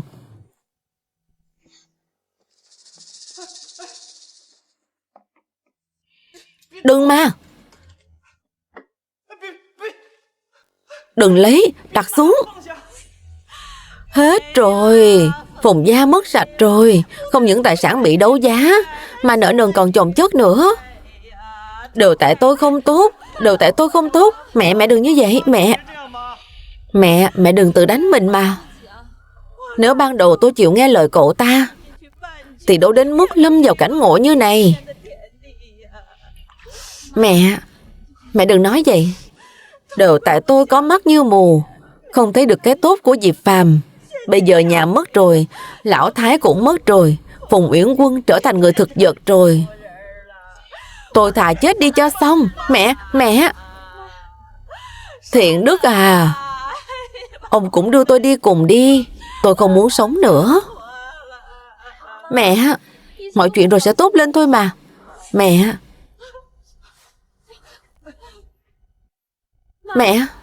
làm cái gì vậy? Mẹ làm cái gì thế? Mẹ đừng làm thế, mẹ mau đứng lên đi. Tiểu Bình à, con cứ để mẹ quỳ lại con. Mẹ có chuyện muốn cầu xin con. Tiểu Bình, mẹ xin con đấy. Con hãy bảo Diệp Phàm quay về đi. Mẹ, chỉ có để Diệp Phàm quay về, Phùng gia mới được cứu thôi. Mẹ, bây giờ đã muộn rồi. Trước đây mọi người đối xử với anh Diệp Phàm như thế, anh ấy sẽ không quay về đâu. Diệp Phàm đối với con rất khác. Con đi cầu xin anh ấy nhất định sẽ quay về mà. Mẹ, hãy tha cho anh Diệp Phàm đi. Chúng ta đừng nên đi làm phiền anh ấy nữa. Em gái, anh, em gái, coi như anh cầu xin em. Chỉ có em mới khiến Diệp Phàm quay về thôi. Coi như anh cầu xin em. Em đi tìm Diệp Phàm có được không? Anh cầu xin em đấy. Con đi đi mà, mẹ cũng dập đầu lại con này. Anh, mẹ, em gái, con gái. Vậy để con thử xem sao. Chỗ tài sản này hãy đem tán lộc đi. Hãy đi giúp đỡ những người đang cần giúp đỡ, coi như là tích thêm phúc đức cho Âu gia. Thượng tiên, nếu ngài bỏ lỡ lần phi thăng này thì phải chờ thêm một thời gian nữa đấy. Bảo người làm việc chứ không bảo người nói. Rõ.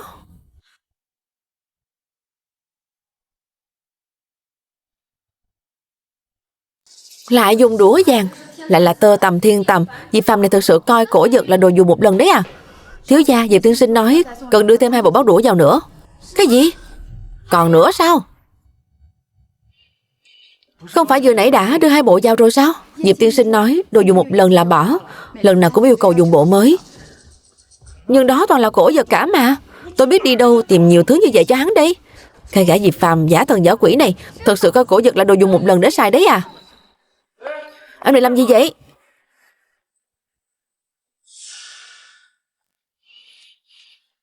Diệp Phàm, anh đừng có quá đáng.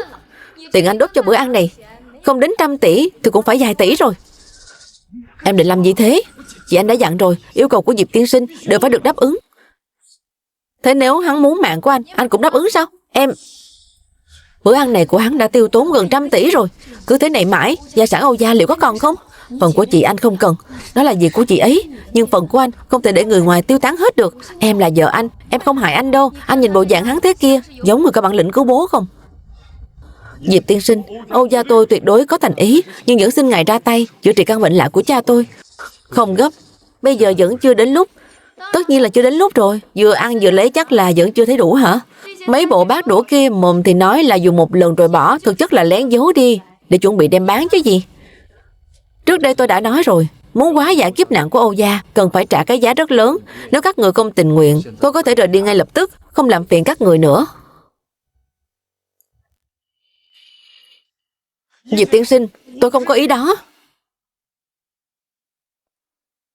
Anh vừa ăn vừa gói thế này mà định phủi mông bỏ đi sao? Được. Trong tay anh ta vừa rồi rõ ràng là không có gì cả, vậy mà lại biến ra từ hư không. Miếng ngọc bình an này coi như tôi đã trả xong sự tiếp đãi của Âu gia. Từ nay tôi và Âu gia không ai nợ ai. Chuyện của Âu gia không còn liên quan đến tôi nữa. Diệp tiên sinh, tôi thực sự không có ý đuổi ngài mà.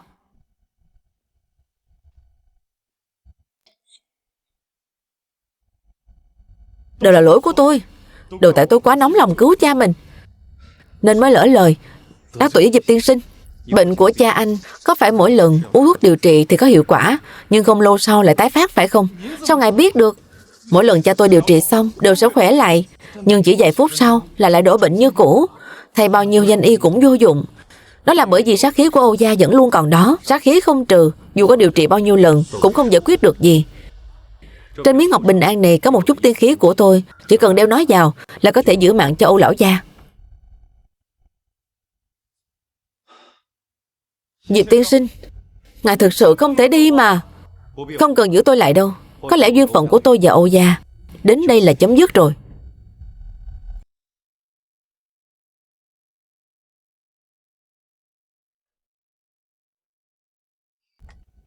Cầm miếng ngọc bình an mà định lừa tôi sao?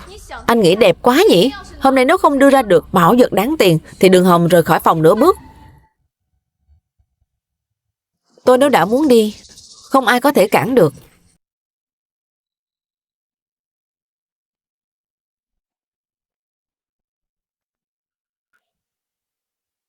Đừng phá nữa. Sao cô có thể đối xử với tiên sinh như thế? Mọi người đều nói hắn là thần nhân nhỉ. Nếu hắn đã có bản lĩnh như vậy thì biến đi cho tôi xem nào, để tôi xem thử liệu anh có thực sự tài giỏi như thế không. Trò đùa đến đây là kết thúc rồi. Bản tọa phải quay về rồi.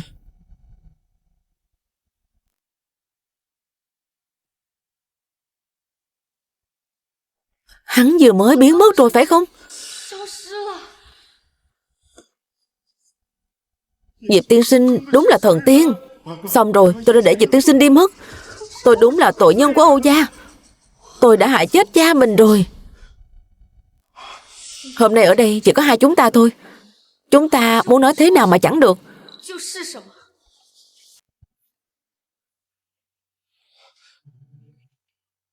Vợ à, ý em là sao? Chúng ta cứ đổ hết tội lên đầu Diệp Phàm là xong chuyện. Đổ hết tội cho Diệp Phàm.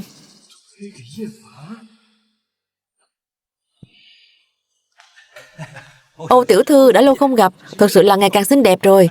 Phong thái hiện tại của cô so với bố cô năm xưa còn xuất sắc hơn vài phần đấy. Chứ còn gì nữa. Phong thủy của Âu gia đúng là nuôi dưỡng con người mà.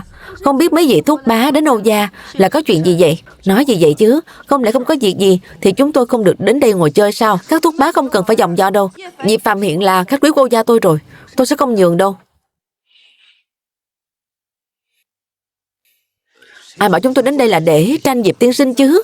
Ba người chúng tôi là đến thăm bố cô đấy. Đúng thế. Cái con bé này đừng nghĩ chúng tôi xấu xa như vậy chứ. Bố tôi lâm bệnh đã lâu, cần phải tĩnh dưỡng. E rằng không thể gặp mặt mấy vị thúc bá được. Âu quản gia, tiễn khách. Mời mấy vị tổng giám đốc đi lối này. Oánh, nói thật lòng đi. Triệu Thúc đối với cháu không tệ. Trong những ngày bố cháu lâm bệnh, ba người chúng tôi đã không ít lần giúp đỡ Âu gia các cháu. Ơn nghĩa của mấy vị thúc bá dành cho Âu gia, Oánh Ánh tự khắc ghi trong lòng. Vậy bây giờ Âu gia đã có Diệp tiên sinh, cũng phải để cho ba người chúng tôi được hưởng chút lộc chứ. Không xong rồi. Diệp tiên sinh ngẫy đi rồi. Cái gì? Chẳng phải đã bảo các người phải hầu hạ Diệp tiên sinh cho tốt sao? Sao ngẫy lại đi rồi? Chúng em đã tận tâm tận lực rồi. Ngẫy muốn gì chúng em cũng đáp ứng, nhưng ngẫy vẫn không hài lòng. Chẳng nói lời nào đã bỏ đi rồi. Có khuyên thế nào cũng không giữ được. Diệp tiên sinh vậy mà lại tuyệt tình. Lực Hào, em dâu nói có đúng không? Là thật đấy. Là thật mà. Làm thế nào tiên sinh cũng không thấy đủ, nên đã dứt áo ra đi rồi. Sao có thể như vậy được? Diệp tiên sinh rõ ràng đã hứa với tôi là sẽ chữa khỏi bệnh cho bố. Sao có thể không nói một lời mà bỏ đi chứ? Chị à, chúng em đều đã làm theo lời chị dặn. Anh ta muốn cái gì chúng em đưa cái đó. Kết quả anh ta lại là kẻ bất nghĩa. Lấy được lợi lộc xong lại chạy mất. Diệp tiên sinh rời khỏi Âu gia. Tốt quá rồi. Hôm nay đúng là không uổng công đến đây. Chắc chắn là hai người các người đã không chăm sóc tốt cho Diệp tiên sinh. Em không có làm Diệp tiên sinh tức giận. Là từ miệng ngày ấy nói duyên nợ với Âu gia đã tận rồi. Đúng thế, em quỳ xuống cầu xin cũng vô dụng. Ngày ấy nhất quyết đòi đi. Chúng em chỉ lấy được từ trên người anh ta một miếng ngọc bình an thôi. Tôi lấy cái thứ này thì có tác dụng gì? Nếu tôi mà là người của Diệp Phàm. Miếng ngọc bình an này là đồ vật Diệp tiên sinh để lại, nhất định là thứ phi phàm. Mình phải tìm cách lấy được nó. Oánh à, dạo gần đây Triệu Thúc cứ thấy tâm thần bất an. Bác sĩ nói là đeo đồ trang sức thì sẽ chuyển biến tốt. Thúc thấy miếng ngọc bình an này rất hợp. Thúc trả 10 triệu tệ. 10 triệu tệ Bán lại cho Thúc có được không? Tôi trả 20 triệu tệ bán cho tôi. 20 triệu tệ Tôi trả 50 triệu tệ. 50 triệu tệ Tôi trả 60 triệu tệ. 65 triệu tệ Tôi trả 70 triệu tệ. Bây giờ viết xét luôn. Bà con cáo già này xưa nay vốn tin tranh, sao có thể vì một miếng ngọc bình an mà tranh giành đến sức đầu mẻ tráng thế này. Miếng ngọc bình an này chúng tôi không bán. Bán chứ, cứ đưa tiền là bán.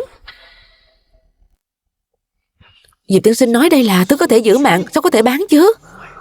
Hắn nói là giữ mạng chứ có nói là có hiệu nghiệm hay không đâu. Càng không nói là giữ được thêm mấy năm. Bây giờ có người trả giá 70 triệu tệ, vừa khéo bù đắp được khoản thâm hụt. Miếng ngọc bình an này rốt cuộc có gì đặc biệt chứ? Diệp tiên sinh chắc chắn sẽ không vô duyên vô cớ mà để lại nó. Chị à, đây chỉ là một miếng ngọc bình an bình thường thôi mà. Đúng. Dù sao Diệp tiên sinh cũng đi rồi, giữ miếng ngọc này cũng không có ích gì.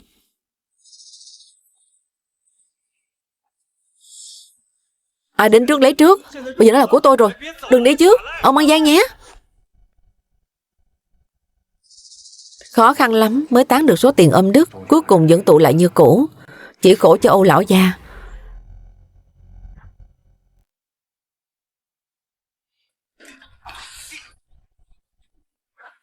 Miếng ngọc bình an này là của tôi. Dành cái gì mà dành, chúng dĩ 20 triệu tệ là lấy được rồi. Cứ bị các ông để lên tận 70 triệu. Tôi mà không dành món bảo bối này thì để các ông nuốt trọn sao? Lão Lý, ông đừng có ngậm máu phun người. Lão Triệu, tôi là hạng người đó sao? Ông chính là hạng người đó đấy. Hay là thế này đi, tiền thì chúng ta chia đều, miếng ngọc bình an này thay phiên nhau đeo, mỗi ngày một người. Tôi đồng ý. 2 phiếu chốt lại 1 phiếu. Thông qua.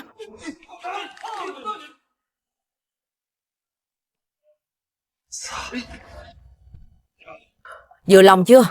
Bây giờ thì chẳng ai đeo được nữa rồi. Biết tại sao chúng ta luôn bị Âu gia đè đầu cửa cổ không? Chính là vì không đoàn kết, suốt ngày chỉ biết nội đấu. Triệu tổng, tôi tìm thấy chỗ của Diệp tiên sinh rồi, ngay tại Bắc Thành. Chẳng phải đã dặn rồi sao? Chuyện Diệp tiên sinh phải báo cáo riêng. Triệu tổng, mắt ông không thoải mái à? Không phải chứ cậu. Còn nói ông không muốn ăn mảnh đi. Nói cái gì mà bảo chúng tôi đoàn kết. Thật ghê tởm. 70 triệu tệ. Một miếng ngọc bình an, vậy mà bán được tận 70 triệu tệ. Tôi nhớ ra rồi, miếng ngọc bình an này tôi đã từng thấy ở Phùng Gia. Miếng ngọc bình an này có thể đổi mạng, từ tay ngu đầu mã diện đấy, là bảo vật vô giá. Cái gì? Miếng ngọc bình an đó vậy mà lại là bảo vật có thể đổi mạng sao? Các người vậy mà lại đem miếng ngọc bình an có thể giữ mạng cho bố đi bán rồi. Tôi An ninh nhất thời bị tiền bạc làm mờ mắt. Nếu cô ấy biết miếng ngọc bình an này là bảo vật vô giá. Đúng. Nếu em biết đây là bảo vật vô giá thì sao có thể chỉ bán cái giá này chứ? Phá gia chi tử, chỉ biết làm hỏng chuyện. Âu quản gia, chuẩn bị xe. Tôi phải đích thân đi tạ lỗi với Diệp tiên sinh. Hai người các người cứ quỳ ở đó đi. Diệp tiên sinh một ngày chưa về thì hai người đừng hòng đứng dậy. Rõ.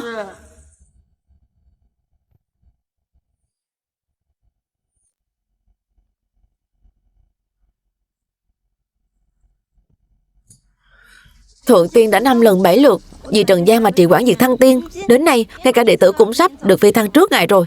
Không sao, vạn sự đều có định số. Ngày phi thăng đến nhanh như vậy sao? Đệ tử có tội, không thể tiếp tục hầu hạ thượng tiên được.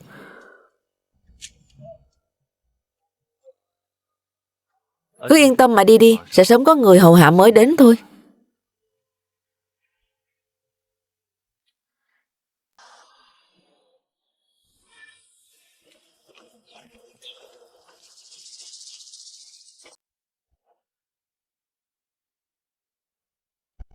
Vào cả đi.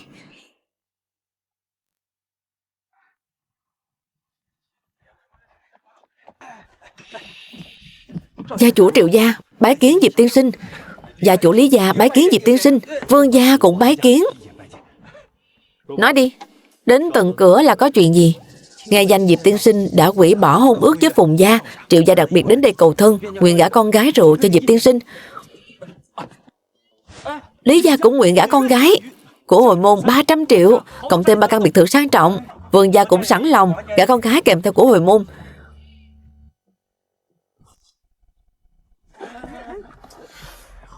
Nếu Diệp tiên sinh chịu quay về Âu gia, tiểu nữ nguyện ý gả cho ngài và tôn Diệp tiên sinh làm gia chủ Âu gia. Âu gia này cũng máu thật đấy. Chẳng trách là đứng đầu tứ đại gia tộc. Tiểu Bình cũng nguyện hiến thân cho anh rể. Nguyện dâng lên thẻ lương ạ. Thẻ lương á? Một tháng của cô có nổi 3.000 tệ không? Của hồi môn của chúng tôi 300 triệu rồi. Vậy mà không biết xấu hổ à? Vô lễ.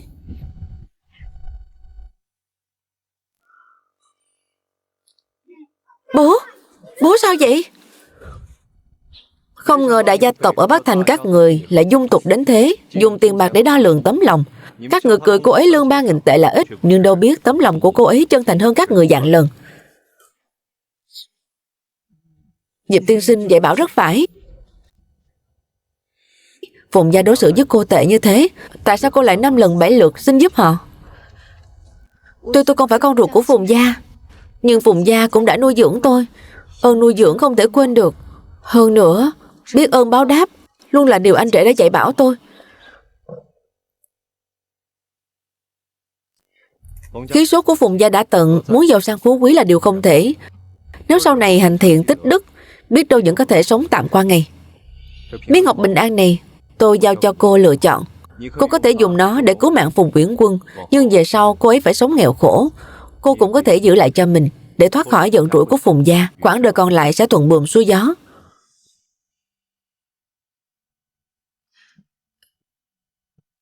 Cảm ơn anh rể.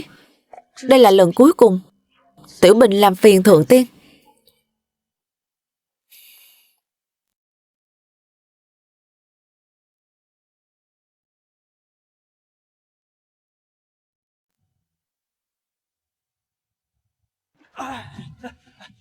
Triệu gia nguyện tôn tiên sinh làm gia chủ. Liệu Diệp tiên sinh có thể ban cho Triệu gia một miếng ngọc bình an không? Lý gia cũng nguyện dâng lên vị trí gia chủ, chỉ cần một miếng ngọc bình an thôi. Vương gia cũng vậy. Vị trí gia chủ tôi không hứng thú, nhưng trước khi phi thăng đang thiếu một người hầu hạ.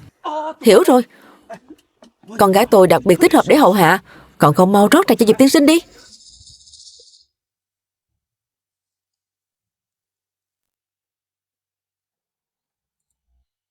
Diệp tiên sinh, mời dùng trà.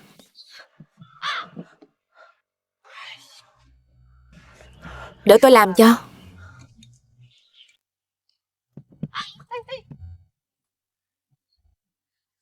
Tôi đi pha ấm khác vậy.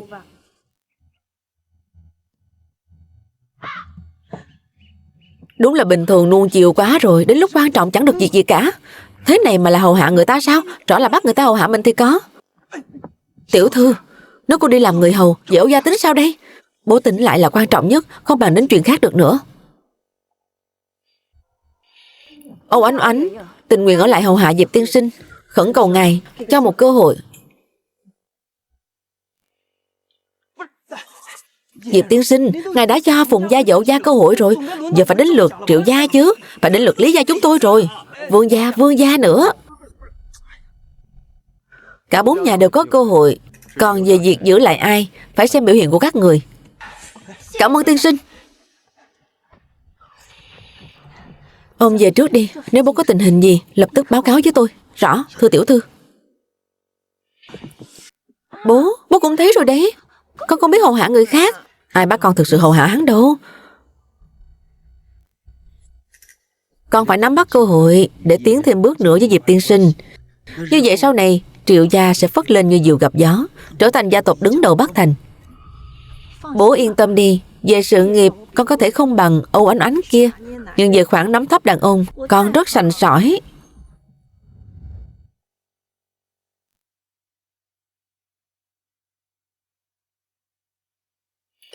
Cô không trách tôi vì đã dứt áo ra đi mà kệ bố cô sao? Là đám hậu bối chúng tôi không cầu tiến, không giữ được Diệp tiên sinh, sao dám trách cứ ngài? Đại tiểu thư Âu gia Đường Đường là gia chủ điều hành của Âu gia, mà lại ở đây hầu hạ người khác, liệu có cam lòng không? Âu Ánh Ánh cam tâm tình nguyện hầu hạ Diệp tiên sinh, chỉ cần bố có thể tỉnh lại, tôi làm gì cũng sẵn lòng. Chuẩn bị cơm. Rõ.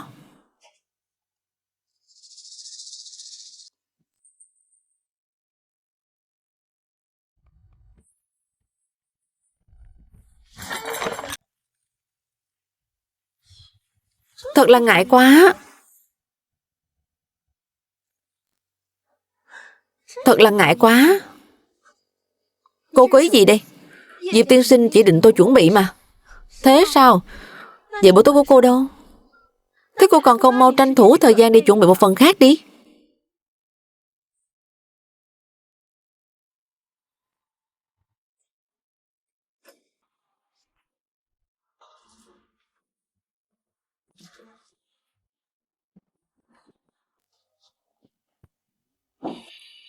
Diệp tiên sinh, dùng bữa thôi. Tối nay là Âu Ánh Ánh chuẩn bị cơm mà. Cô ta dụng về lắm, đến giờ vẫn chưa làm xong nữa. Em là vì sợ tiên sinh bị đói thôi mà. Diệp tiên sinh, rượu hôm nay thơm lắm. Để em uống cùng ngài một ly nhé. Mê tình tán ai mà chẳng biết dùng. Uống ly rượu này vào, Diệp tiên sinh sẽ là của mình. Cơm canh để lại, rượu thì không cần đâu. Mấy cái trò giặt giảnh này của các người, Diệp tiên sinh sao có thể không nhìn ra chứ. Cứ xem tôi đây này. Trong lòng em đau quá đi mất. Không cử động được nữa rồi.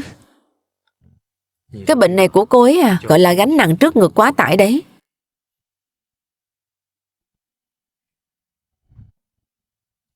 Các người về hết đi. Tối nay một mình tôi dùng bữa là được. Diệp tiên sinh cứ luôn miệng nói sẽ cho chúng tôi cơ hội, nhưng ngay cả một lần cơ hội hầu hạ dùng bữa ngài cũng không cho chúng tôi. Thế này thì có khác gì đuổi chúng tôi đâu.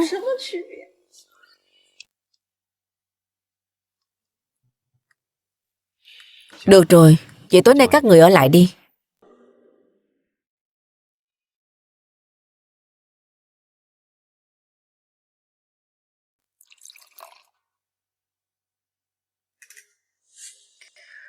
Tôi biết, tôi chỉ là một người phàm trần tục tử, không lọt được vào mắt của tiên sinh. Nhưng lúc còn có thể hầu hạ tiên sinh, xin kính tiên sinh một ly. Chẳng lẽ trong lòng tiên sinh tôi đến một ly rượu cũng không xứng sao?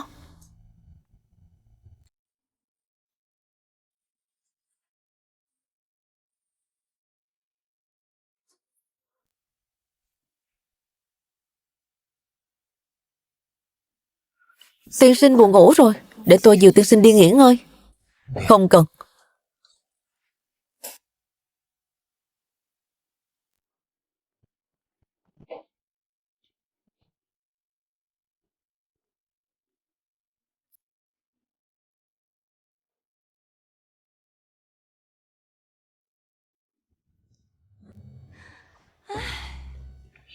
Thần tiên thì cũng là đàn ông thôi.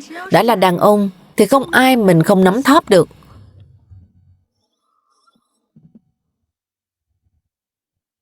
Người đâu rồi?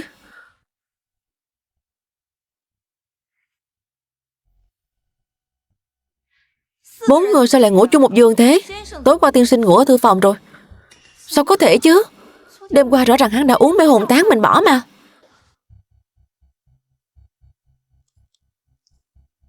Mua hàng kế mọn mà cũng đòi lừa tiên. Số thuốc đó sớm đã bị tôi loại bỏ rồi. Đã cho các người cơ hội, nhưng các người luôn dùng tà ma ngoại đạo. Bây giờ có thể rời đi được rồi.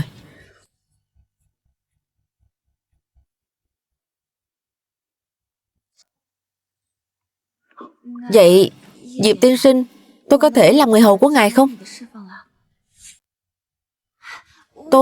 Tôi đi pha trà ngay đây.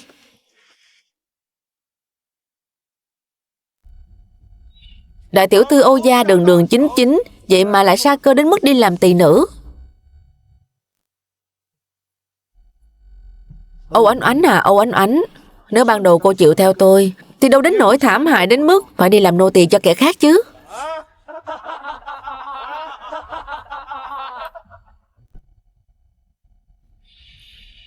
Diệu Minh, sao cô lại ở đây? Chị chồng mà, em đến để khuyên chị. Câu công tử đã cầu hôn chị bao nhiêu lần mà chị chẳng thèm đói hoài lấy một lần. Âu gia tôi chưa sa sút đến mức phải dựa vào liên hôn để sống tạm qua ngày. Oánh Oánh, cô không có ở nhà mấy ngày nay, chắc vẫn chưa biết Âu thì xảy ra chuyện rồi chứ. Tập đoàn làm sao? Gần đây tập đoàn xoay vòng không thuận lợi, cổ phần đã bị đóng băng rồi. Cái gì? Đến cả tập đoàn cũng... Âu Ánh Oánh, vốn dĩ tôi không muốn dùng thủ đoạn này với Âu gia. Có trách thì hãy trách do ban đầu cô đã không đồng ý lời cầu hôn của tôi. Oánh Oánh, bây giờ đồng ý liên hôn vẫn còn kịp. Khủng hoảng Âu gia tôi có thể giải quyết. Câu công tử tốt biết bao nhiêu. Chị chồng mà, lần này chị hãy đồng ý đi. Hóa ra nguồn cơn của sát khí là anh.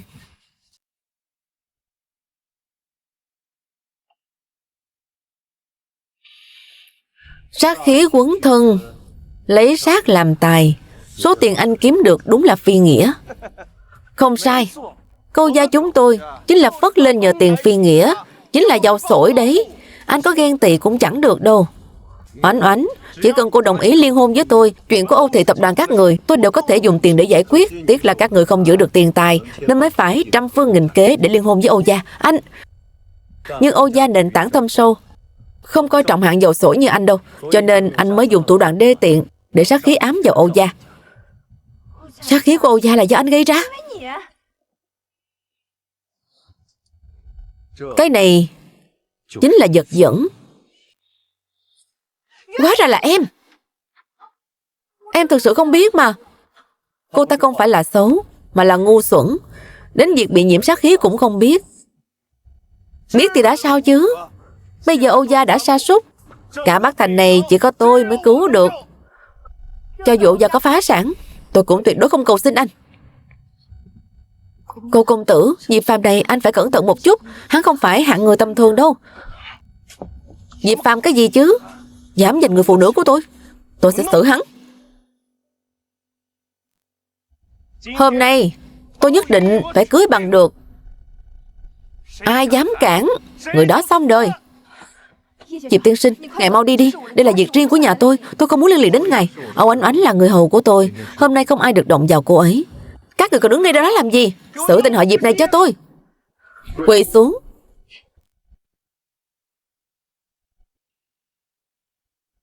Tao bảo tụi mày đánh nó, tụi mày quỳ nó làm cái gì?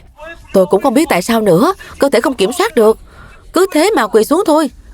Bây giờ quỳ xuống nhận lỗi với Âu gia. Tôi có thể tha chết cho anh.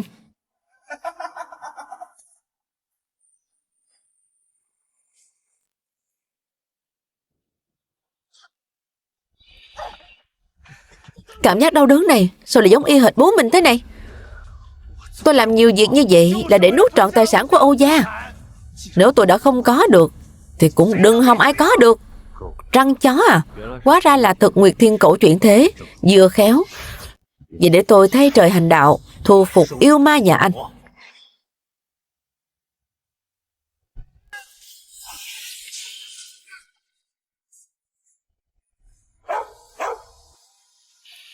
Cô công tử biến thành chó rồi.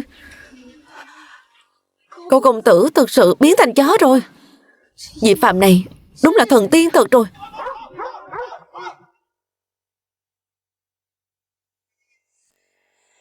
Nguồn cơn sát khí Âu gia đã được hóa giải. Đa tạ tiên sinh đã ra tay cứu giúp. Âu gia vô cùng cảm kích.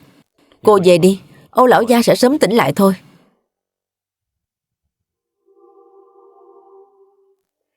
Đây là... Không ngờ lần này vì dân trừ hại lại khiến ngài phi thăng đến sớm hơn. Diệp tiên sinh, lần này ngài thực sự phải đi rồi sao? Ai ở đó?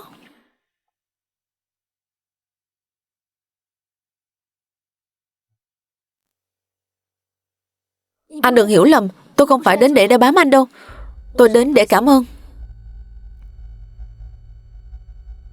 Những năm qua đều do tôi quá tự cao tự đại, cứ ngỡ tất cả những thứ này đều do tự tay mình làm ra. Nhưng đâu biết rằng đều là nhờ có anh mới có được tất cả. Chuyện của quá khứ không cần nhắc lại nữa. Bản tọa sớm đã không còn để tâm. Nếu tôi chân thành hối lỗi với anh, liệu có thể cho tôi một cơ hội nữa không? Thế gian có cải tử hoàn sinh, có gương dở lại lành, nhưng sẽ không có hai chữ nếu như.